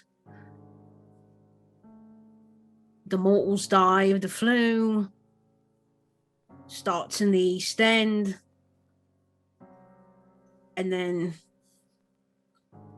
And you can almost see almost a little corner of just a weak smile play upon his face for a minute. Tower won't have nothing to eat then, will they? I think you greatly underestimate the tower and their ability to find nourishment. And the propagation of the human race. As this is a lore question, am I able to discern what clan he is from? Ben doesn't know. Right.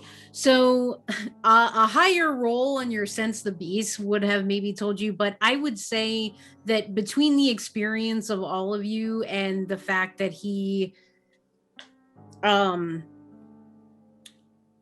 the claws and the extended teeth, you will probably deduce that you think that he's probably a gangrel. That's what I thought. Yeah. You've submitted to the wrong master, mate. You found the wrong clan, mate. You don't know her.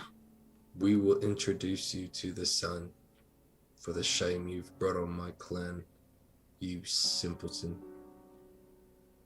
And what the fuck do you do for your clan? Doesn't fucking matter. I don't submit myself to some witch.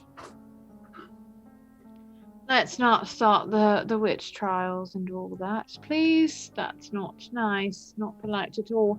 Instead, let's be a little bit more productive.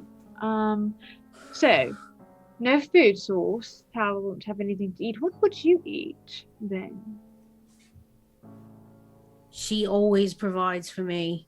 Until she doesn't. Until there's not anything to provide because you've killed them all off, or so you think.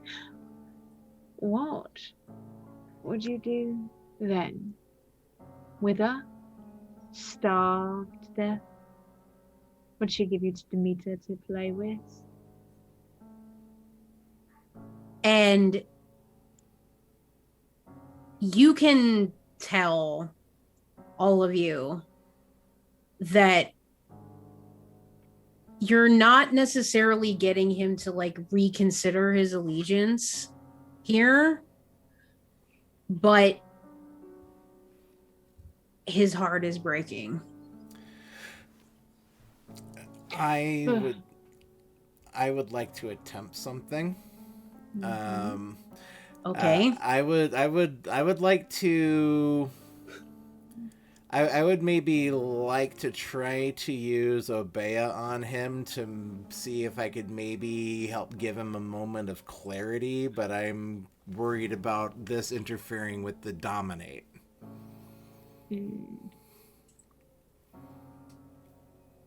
Well, let's see. I mean, technically, I'm trying I to don't. think. It's just I like out of character. Like I could assume that like this dude's willpower is basically like tanked right now. So Correct. So from like a mechanic Right. standpoint, I'd like to maybe try to give him like at least one die to maybe try re-rolling to maybe try to see through the haze of the bond for like a moment. Okay, well, yeah. If you would like to rouse and then roll your composure and aspects. Okay. And do vampires have anatomy? Like, I know Tommy cut his hammies and his Achilles, but does that matter? Mm-hmm. Because if I you don't mean, have yeah. those, you can't really move. Yeah.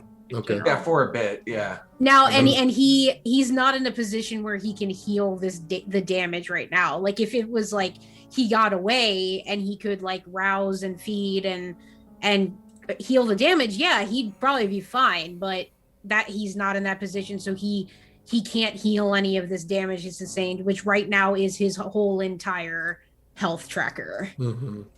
Mhm. And I was just curious. I didn't know if that was like Yeah. just like a blood balloon or if there was actual anatomy underneath the skin. before Rafe says anything, and maybe even as he's doing whatever it is he's doing, Lillian would just kind of look at him and say, you know, the one that was here a few moments ago, Bela. What about him? Well, we were lovers. Could you tell? What? Well, you say that it's not like that with Regina and Demeter, but how do you know for certain? Could you tell that Bela and I were? Are you sure you could tell that they're not?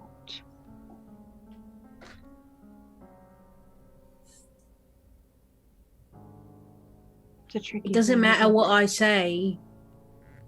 You won't believe me. All I'm saying is it's a very tricky thing, and much like I could make you really, really like me a lot momentarily ago, I'm not the only one that can do that. You see.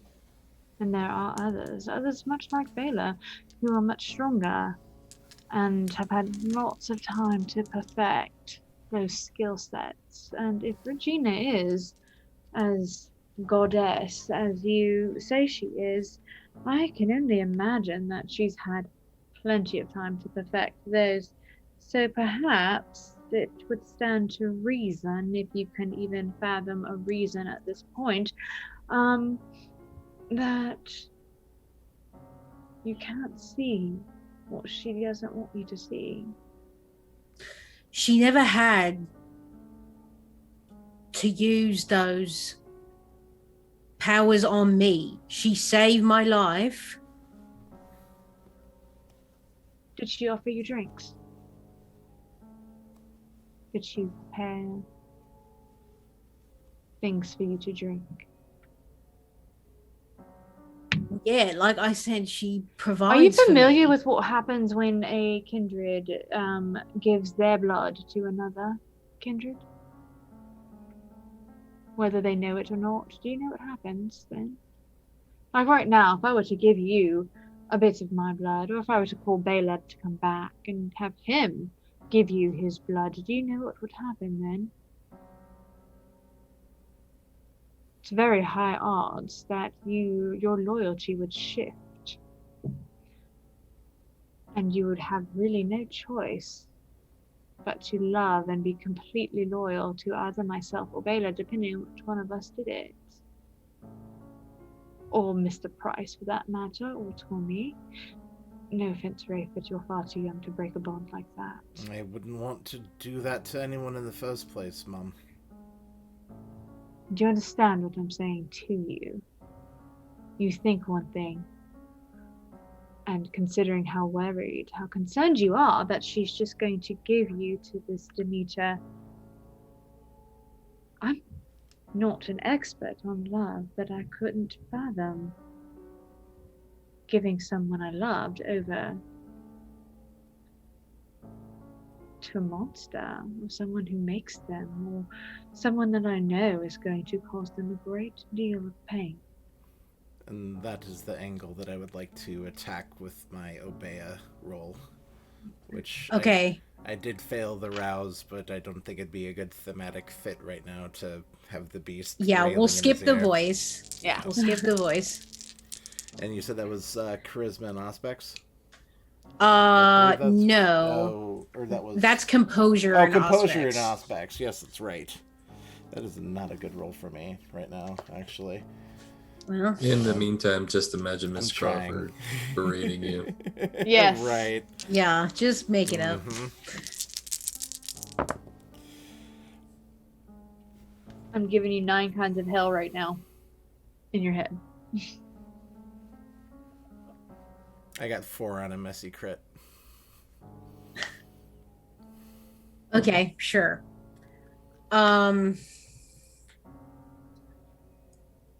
As you Technically 5 on a messy crit, but yes. 5 successes on a messy Mhm. crit. Okay, so you will be able to soothe some of his mental turmoil. And you will restore, let's say, we'll restore 2 to down, so he'll gain 2 back, which is good because he spent a bunch and then lost some more. So on the messy crit, you feel rouse using the powers of your blood to help this kindred who is started out so aggressive and potentially scary to now kind of pitiful, and getting this education in kindred unlife that he so obviously lacks. It feels almost wrong to you. While part of you thinks you're doing the right thing, part of you wonders why you feel the need to soothe him in this moment, especially after the blow after blow he had received. And so your hunger will increase by 1. I'm now at hunger 4. Oh, Oh, right. This will be the shortest frenzy of all time. Lad, Um, and maybe Rafe isn't so much as stroking his hair, or it starts as him kind of like stroking his head. Or no, he's bald, isn't he? He's bald. He's bald. Oh, well, maybe Rafe actually was like kind of like trying to soothe and stroke the top of his head, but it maybe more turns into him starting to like bury his fingers into his skull as he's doing it. But and as you do that, you see all of the ink bunch up in your hands, and it's like there's like a skull on his skull. And so this skull, the vision of the skull tattoo contorts in your fingers as you try to both heal him and resist the urge to drain him. Lad, I'm telling you right now, her blood is more of a part of you than your own right now. You need to be able to see through this. We're trying to talk some sense into you in your last miserable hours of existence, lad. You should be grateful. And I step back. And he'll just look down again. You can tell some of the tension in his shoulders and his back has kind of released as you've used the powers of your blood to soothe him.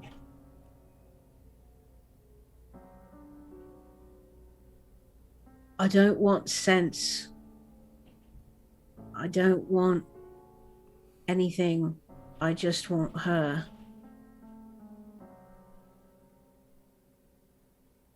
I'm not going to change my mind. You can't have her. Then if it's all the same, then give him what he wants. It's an act of mercy at this point. Right, let's end this. We're not monsters. At least I'm trying not to be one, and I just light a cigarette. I'm not going to bother rousing, because Sure. I'm going back to the dandy. I'll see you there. And I'm going to walk away. Okay, so Rafe, you'll just pretty much step over any bodies in your way and leave through the front entrance. And to go to the dandy, you're gonna want to go. You'll be going like south and west. And as I'm leaving the warehouse, I kind of holler back to Tommy. The money'll be on your dresser, lad. My intent is I'm going to get to the Randy Dandy ASAP, and I need to feed right now. Okay, you'll have to haul ass a bit to get there, and then think about what your day sleep arrangements will be at that point. But we'll come back to that. Yep. So Rafe will leave and exit the scene. Mr. Price. So perhaps Yes, Miss Crawford. now would be a good time for you to follow suit with Rafe and keep an eye on him. He's looking a bit worse for wear, and we don't want another visit from Baylor anytime soon. It will likely not be as pleasant as this one. I will take care of the lad. Tommy, Thank you. take this one up to the roof. We don't want to break the masquerade. Absolutely. And as soon as Walter, are you leaving? Yeah. Yeah, I'm gonna go follow Rafe. As soon as Walter leaves, Lillian is going to kind of get a little closer to Tommy, and she's just going to whisper, "Do you think it's a noble thing to leave him to die in the sun? Or do you think it's possible that he might make some miraculous getaway? An escape of sorts? Perhaps if we've been being watched right now, and the moment we take him out, we lose him." Are you inclined to that? I feel like there's an easy way of doing this. I am tempted, but the voice of the sheriff is in my head. So what we need to do is maybe not be merciful, but we can't be too disruptive.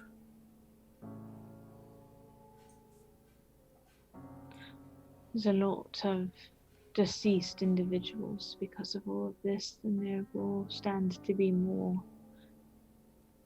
still. So what do you think we should do? Because my proposal would be to leave him where he lie, only leave him as he lie without being able to do any harm. Much like we didn't want Dr. Gray to do any harm. It just feels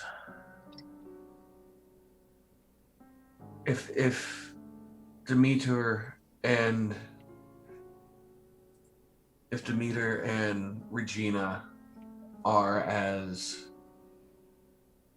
cruel as Down says, then it might be the most merciful thing to let him see the sun.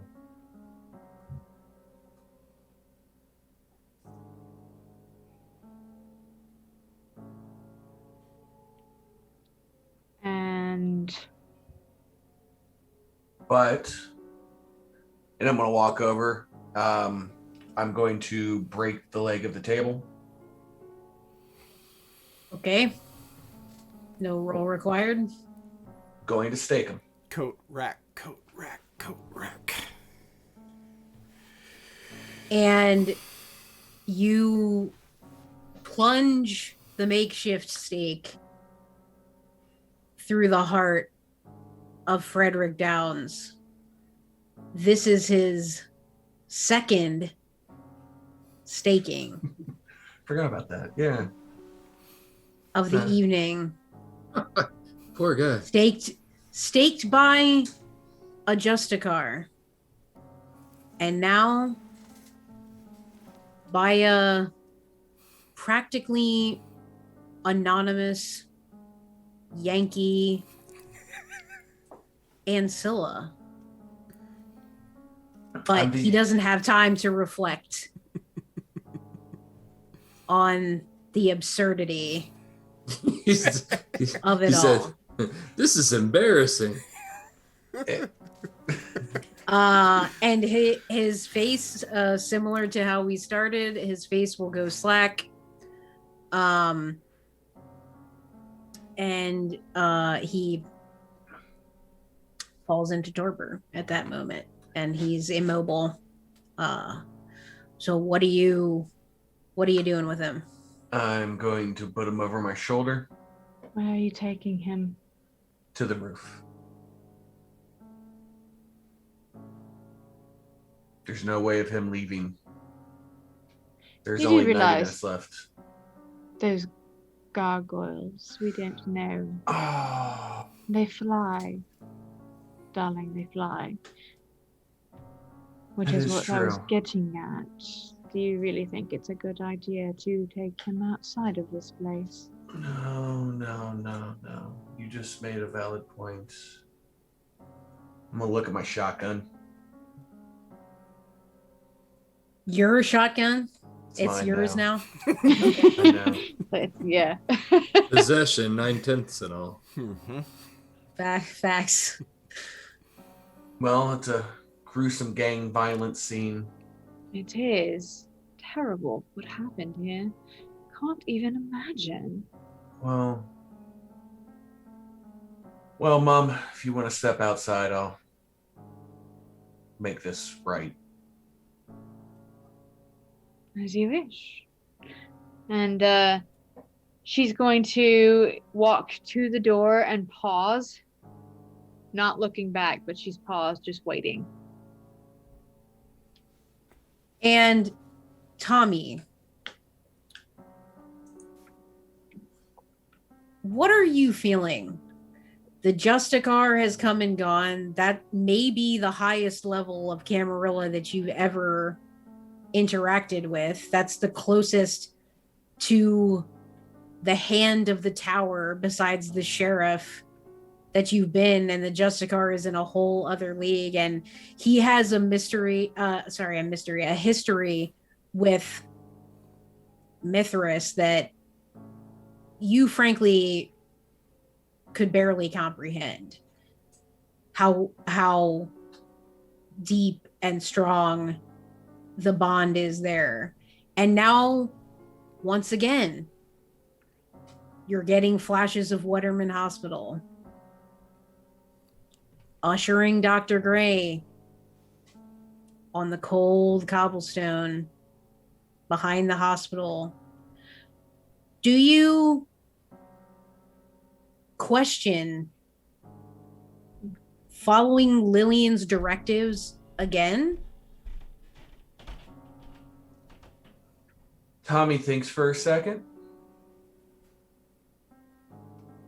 And he thinks about all the things that Downs said, about the screams, about the way that he did things. I'm going to lean in. I told you You don't get to see death before you see us. And I move there, and I fire the shotgun at his head. Hearing the sound of the shotgun, Lillian smiles and continues to wait until Tommy comes to her. I remove the stake because of masquerade. Okay. I'm honestly trying to think of how that works from a mechanical standpoint in terms of him being a True. kindred, if that, like, I don't think that he's got a chance, considering he was torpored and and he can't heal. he so. can't heal, and it's a straight shot to the head. Yeah. So yeah, When you're shotgun. torpor. It's a shotgun point blank to the head. He's Yeah. not. So, yeah, okay. I just wanted to be in compliance. That It's is- basically with, like decapitation, vampire. Yeah. but in the worst way. That's He what I is- figured. I was yes. like, well, it's decapitation. Final death, Anyway. corpse reverts to, chronological state. Right. So the shotgun blast rings out. 3:15, 3:30 in the morning, just after Christmas. All these poor people just trying to scrape by in these residences here in the East End in Wapping. Thankfully, a lot of the places around here are abandoned.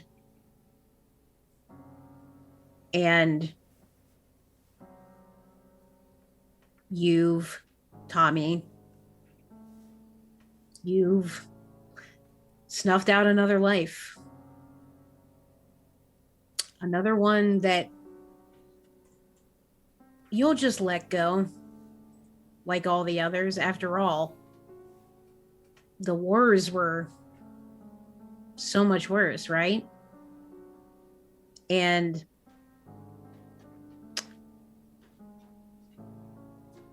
who knows if those tally marks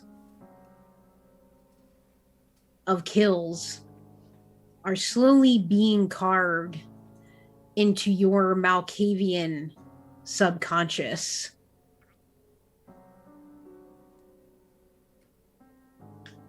Carved with your stilettos. Carved, what is it? Hundreds of times? Thousands of times? You feel this crackling in your brain.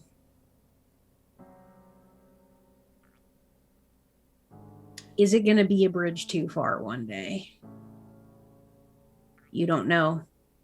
You just move on to the next night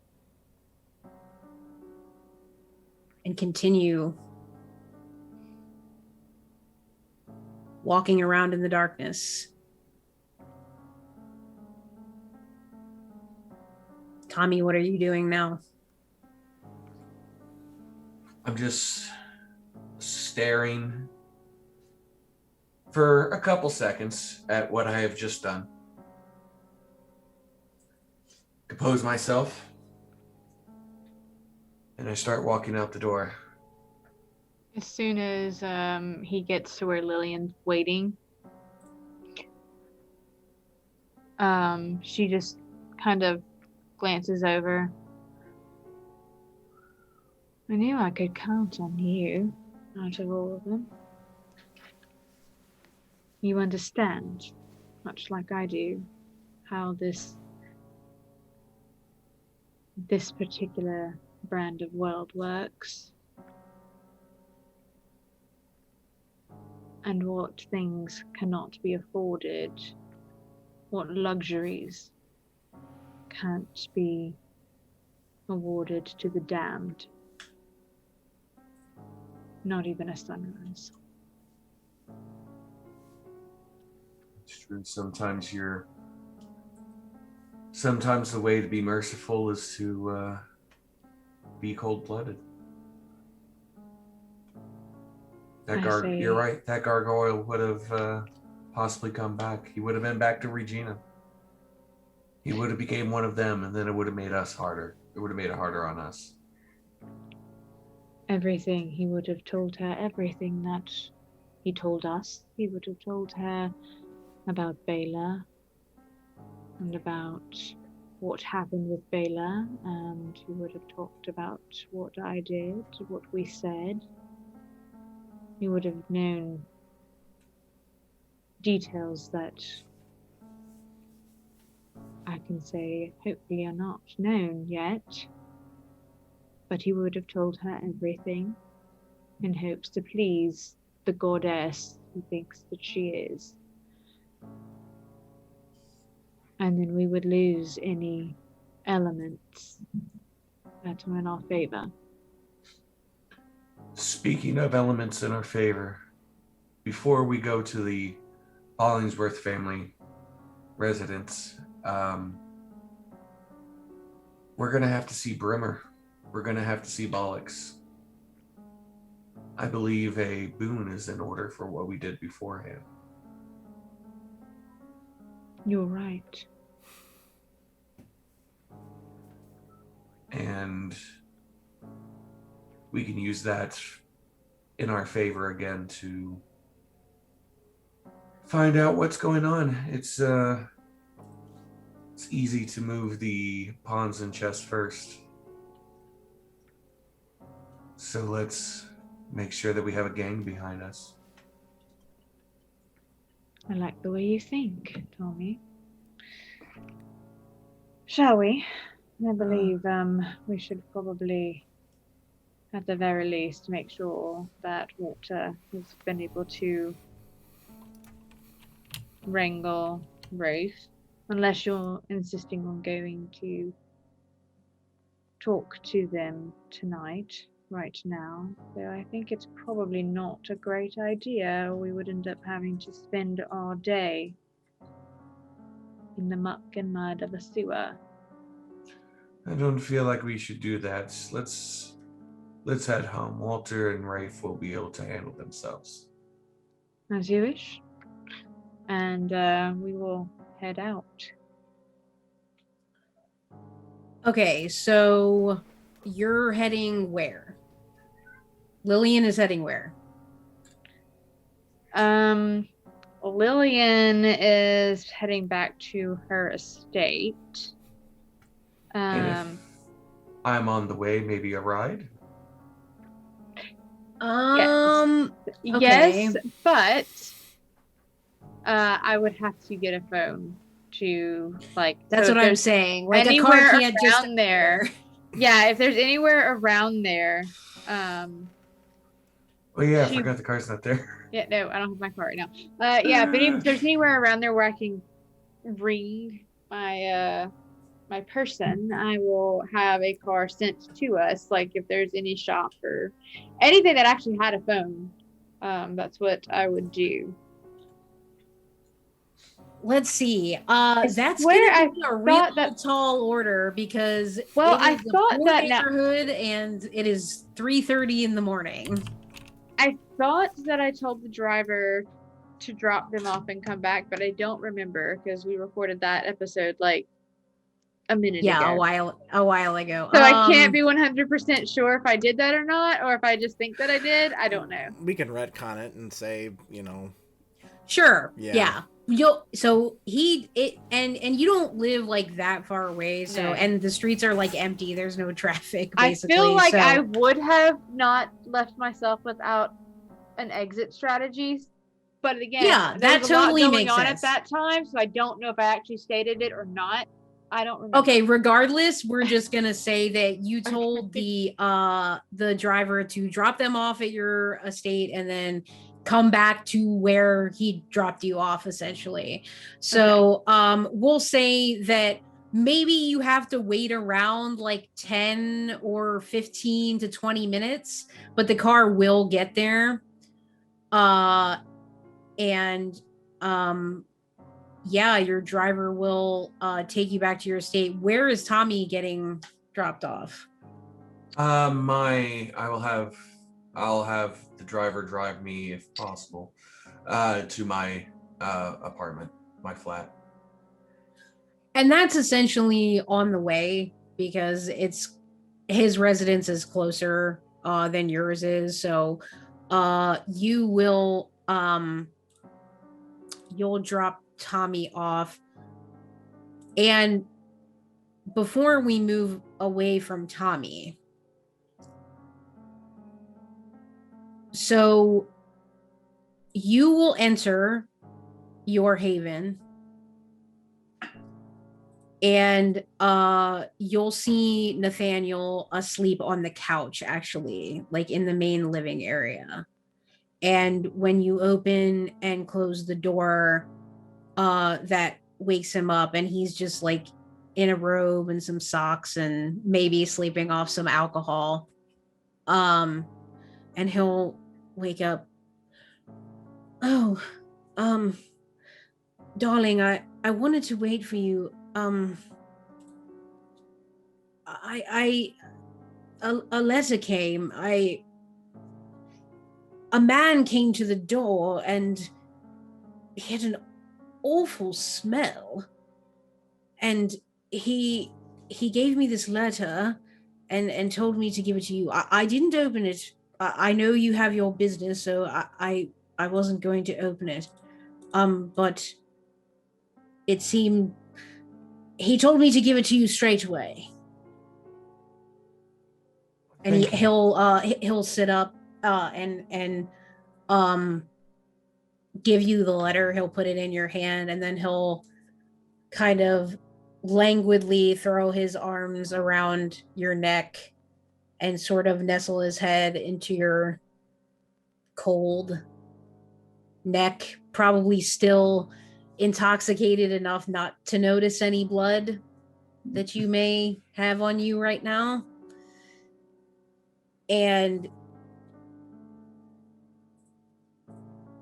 he says, "Can we go to bed now?" You can. Give me just a moment to read the letter and I'll meet you there. Okay. I love you. Love you too.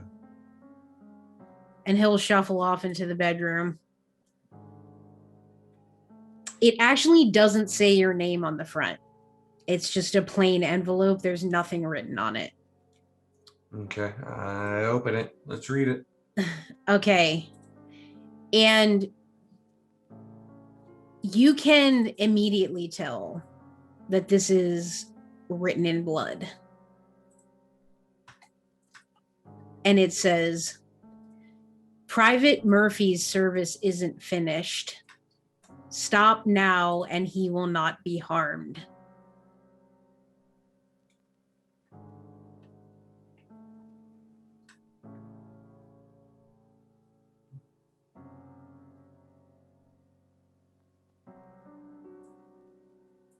Fold it up. Reopen it. Read it one more time. And let's sit there for a few minutes. And then I'll fold it. I'll put it away for right now. And I'm off to bed. Okay, so you join Nathaniel in bed as sunrise creeps ever closer. So we'll actually now Rafe, do you want to just say that you've done your like feeding? So Right. we'll say you'll slake, let's say 2 That works. in your regular manner, and you leave the money for Tommy as you said you would. What about, where are you gonna stay for the day? Time permitting, I would try to get back to my flat. and you can, I think you can get there in Okay. enough time to then like bed down for day sleep, because you're really not that far. I mean, you come to the Dandy all the time, and so right. you know the way to get there the fastest and all of that stuff. So Right, and see, normally when Rafe feeds, he at least tries to go through the motions of social interaction, but Okay. in this case, it's not so much. It's we need blood now, quickly, and then yeah. So the girls might know that something is amiss with Rafe. they probably do, and they actually will have to like attend to the woman because you took 2 from her, so she like is gonna need some serious like rehydrating and rest. So like they'll probably start the little bit of Mm-hmm. talking amongst themselves after you leave, that you were in a bad mood or you seemed weird, and perhaps the next time you go back you might experience a bit of wariness on their end. And Rafe did pay Tommy a little extra for the possible risk to the poor working girl there. Okay, that's fine. Rafe is not a good guy, ladies and gentlemen. He's not. Wow, it's almost like vampires are like monsters or something. I know. Imagine that. Weird, so weird. That's gonna anything you wanted to do at all at your residence. Okay. No, there's Rafe's maybe pondering he's writing up some instructions for later. He's not ready to act on this now because Lord knows what's going to happen in the future, but he's going to be making the steps to make G.L. Thornborough disappear, and he's going to be working on a new identity. Okay. Yeah. So you write a note that you want to burn that Yeah. identity. And- Okay, I'm just gonna make a note. Yep. Other than that, that is all that I wish to accomplish. Okay, cool. So we're gonna then pivot to Walter. So you followed Rafe to the Dandy. What did you enter, or what was the situation there? Yeah, I was following him, making sure he didn't do Okay. anything rash. Sounds like everything went rather. Like that. Yeah.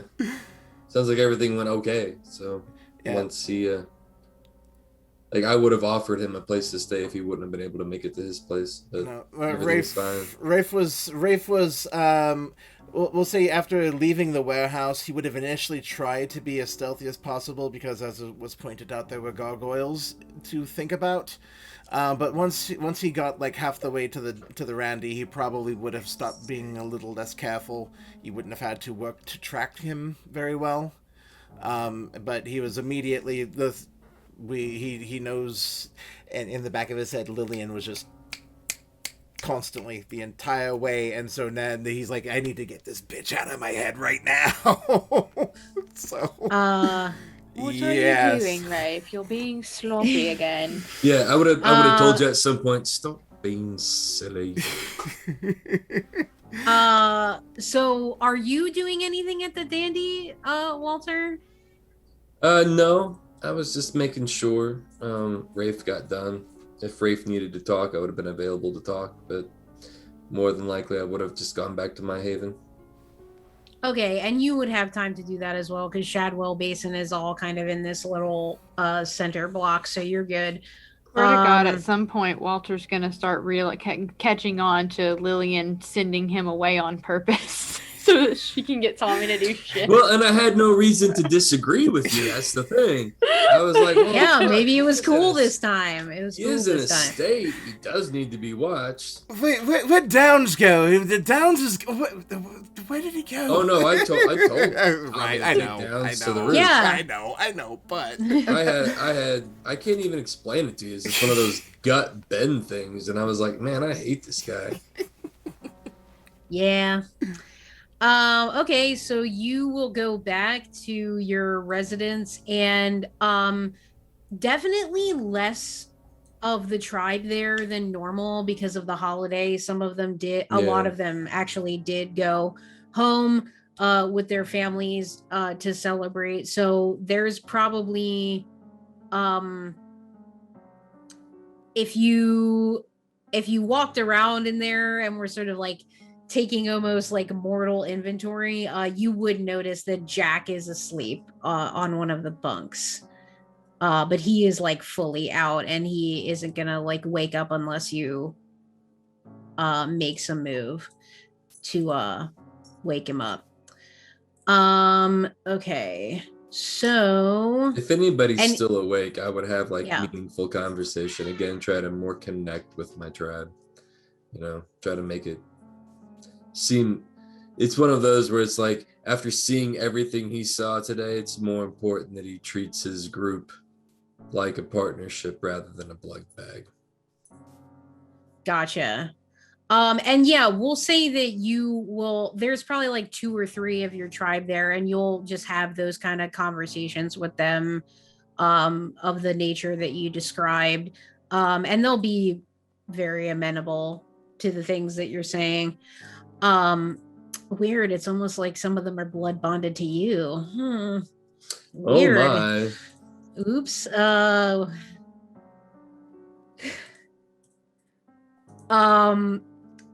Hashtag oops. So yeah, right. Hashtag oops. I think about that all the time. So anything else you want to do, Walter? No, not really. Okay, so you will just go to your quarters and finally fall into day sleep. Lillian, anything you're doing before you sleep at your residence? Nope. Check in on the girls and make sure that They're all is fast well. asleep. Perfectly fine in that case then.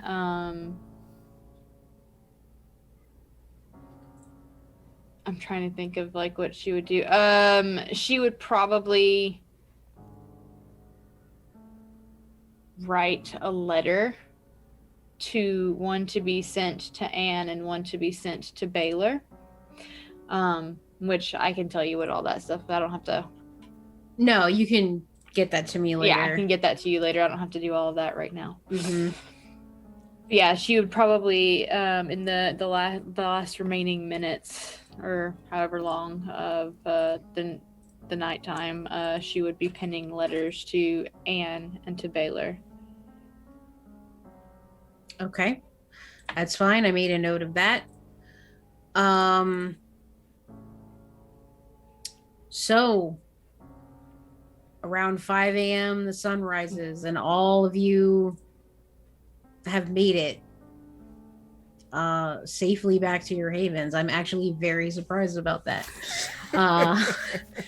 Very surprised, but it's good for you all. So the sun rises. Just for fun, everybody give me a rouse check. Just for fun. I'm good. Get hungrier, Rafe. I'm good. I'm good. Oh, Rafe's good. I'm Tommy's good. Walter. Nice. Lillian. Yep. Wow. Well done, all. Nobody gets hungrier. That's very nice. It's now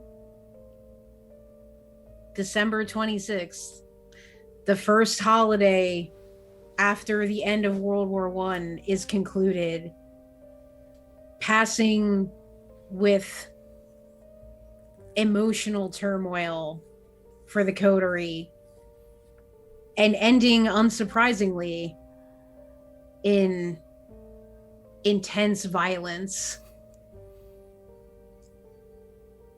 And the images of the night before are fresh in your mind when you awake. Tommy, you see a destroyed head. Lillian, you see the eyes of that wayward kindred that you sent out the door, crying, rethinking his entire life. You see his pathetic gaze as he walked by you. Walter, you see Downs before his destruction, tied up with those maybe now familiar claws that had been growing under his back to arch him up in an unnatural bridge. And Rafe can almost feel the ice cold skin of Downs's bald, tattooed head in his hands as he tried to soothe this man in really what were his last minutes of who knows how old he was. Who knows where he came from? Just another child labor to prison to embrace to death and then to final death. Just gone. And I think that is where we will end our session.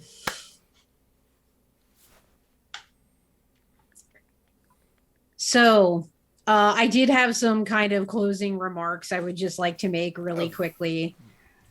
I wanted to address all of you players directly as we're coming to the close of season 1 of London's Bleeding.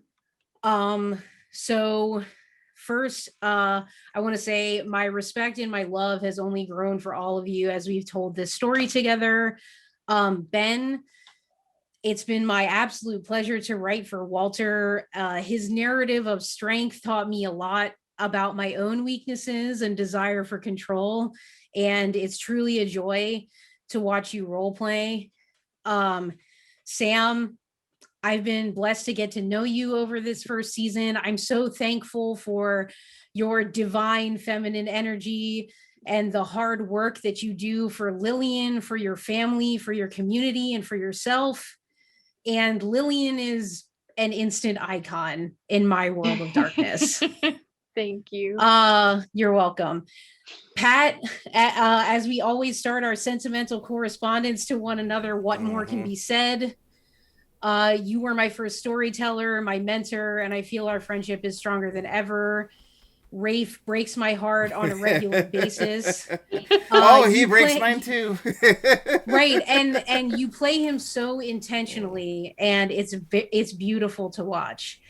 And finally, Steve, at this point, my husband of 10 years by the time we air this, almost.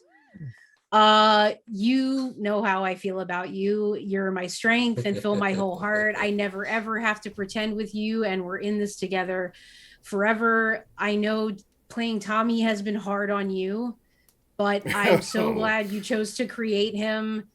He's the enveloping darkness with one last flame of hope alive. And that's ultimately what all of you players and the family mean to me. Hope for the future. Love you, Sarah. You're so fantastic. Yes.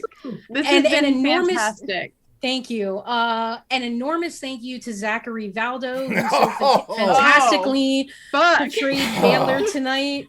It's been an absolute pleasure working with him, and I hope to do so again in the future. We're going to provide his links to his socials in the chat. You can catch him on Vancouver Adjacent by Night on the Level Up Dice channel on Saturdays as part of the Saturday Vampire Takeover at 3 p.m. PST, 6 p.m. EST. And of course, on the incomparable ATL by Night as Anton, which airs on Tuesdays, I believe at 8:30 p.m. EST around. So let's do one last roundtable of the players. So tell us where to find you and anything you want to plug. Let's start with Ben. Pardon me. My name is Ben. I'm part of Martlet. You can always find me here. I pop in on the Martlet Discord every now and again. I think the music sub Discord is my favorite one, so I will keep posting obscure things from the 90s. Hi, Patrick Gill, creative director of this wonderful little... I'm done. Okay, all right. Everybody's getting emotional. All right, Sam, take it away. Hi, Samantha McLarty.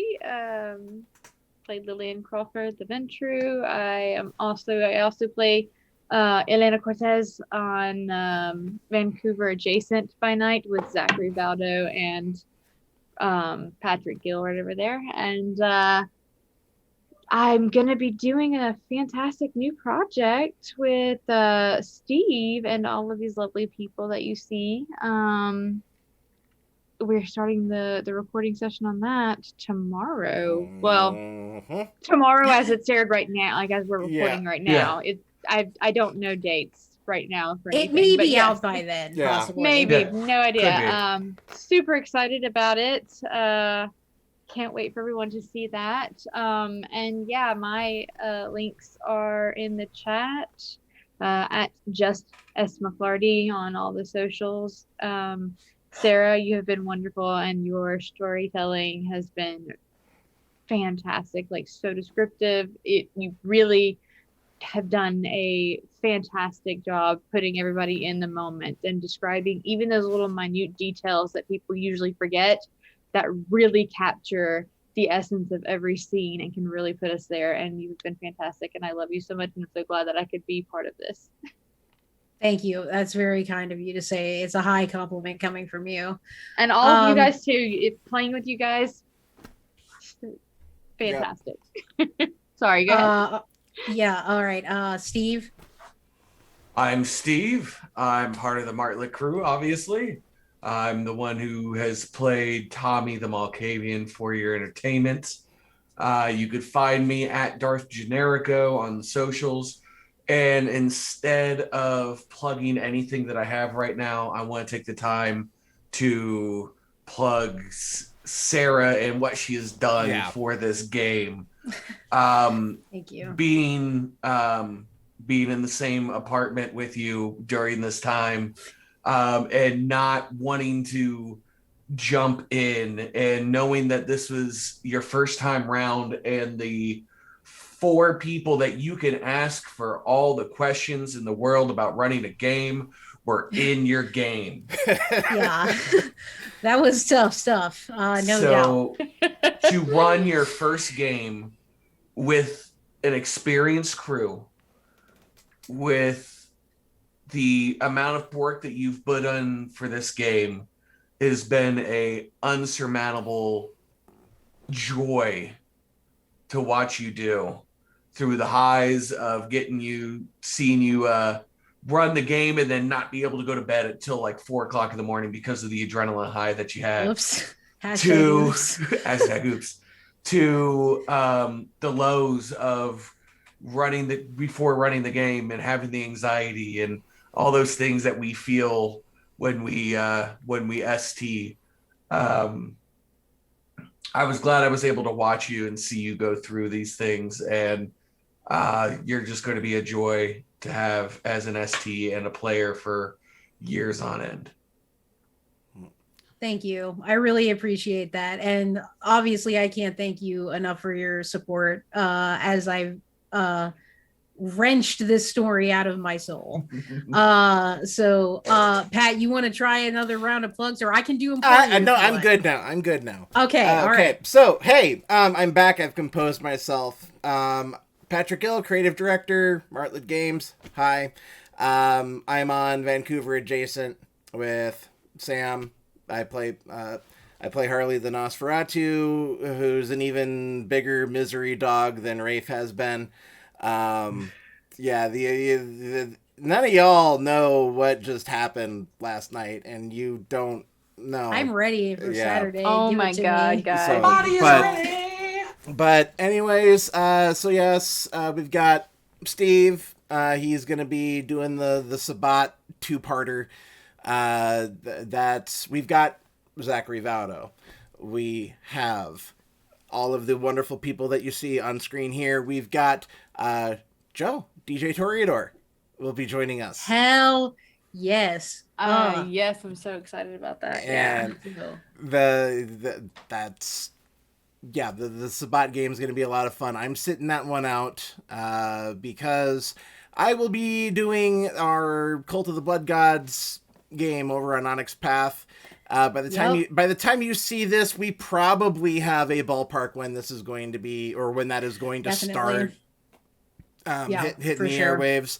I'm not going to speak on it too much right now. Just know that while Sarah has been busting her ass trying to get this chronicle landed, she's also been kind of playing. She is the wall that I throw the spaghetti at to see what sticks and what doesn't. And nice. We've got I think we've got a amazing idea cooking that so while we're busy on Onyx Path's channel, you'll still be seeing us here every week, and that's all I'm going to say on the matter right now. This has been I want to say this has been a very humbling experience. The fact that Sarah, I'm good now though, but no, Sarah, you've you were swinging for the fences right from the beginning. This has been amazing. And to touch on something that Steve said earlier, and then we're gonna close this out because this has been insanely long, but I needed to make sure that this is getting said. So yes, after the last episode, when things went, it was like the souffle that just kind of like. We had a little bit of a rough spot trying to figure out, oh my god, how the hell is this going to happen, trying to get all of these things just woven together just to seal the deal and get this to pop off as best as it could. And I'm like, I can't help, I'm stuck. And so Zach, dude, I fucking owe you. Zach, I don't want to I wasn't privy to any of the conversations that were going on, but I know that Zach was a big help getting this thing out the door for the Absolutely. finale. So yeah, no, he was an integral part of the planning of the finale, and I am extremely grateful to him. His ideas are just so good. So there's really can't anything be said other than that. Yeah. So pinch hitter Zach, thank you. Sarah. Yes. Amazing. Bravo. Or Thank no, you. brava, I think would be the proper Italian. Yeah. Sure. Yeah. So brava, hooray. It's all good. Yep. Oh. So I'm the storyteller. I'm Sarah. Everybody's got their little boxes that I sent them in the very beginning of the Chronicle. They've got all their letters and stuff. But I'm Sarah. You can find me at MC Diabetes. Catch me at the Saturday Vampire Takeover in the first slot at Vancouver by Night, Delve into Darkness, where I play a Tremere named Jude. It's a really, really fun time. Totally wild, definitely different tone than this. A lot of fun. So check that out. All of the Vampire Takeover, really. I'm involved in all this Martlet stuff and more. So just keep track of my Twitter. That's where I announce everything that I do. Once again, thank you to everyone who has supported me from home. My family, my friends, all the players, the family at large. It really means so much to me as a first-time storyteller. And I really don't think I could have asked for anything better. And this is not the end of London's. There are more seasons to come. There's lots more to dig into here. And we will be releasing a mega episode of epilogues for all of the individual players. So you'll get some tasty little personal kind of shorter personal bits for all of them as they kind of wrap some stuff up, do some new stuff after the events of London's proper. So definitely keep an eye out for that. And with that, I think we'll say good night And we'll see you next time. Thanks so much again. Bye, everybody. Bye-bye. Bye. So long. Bye.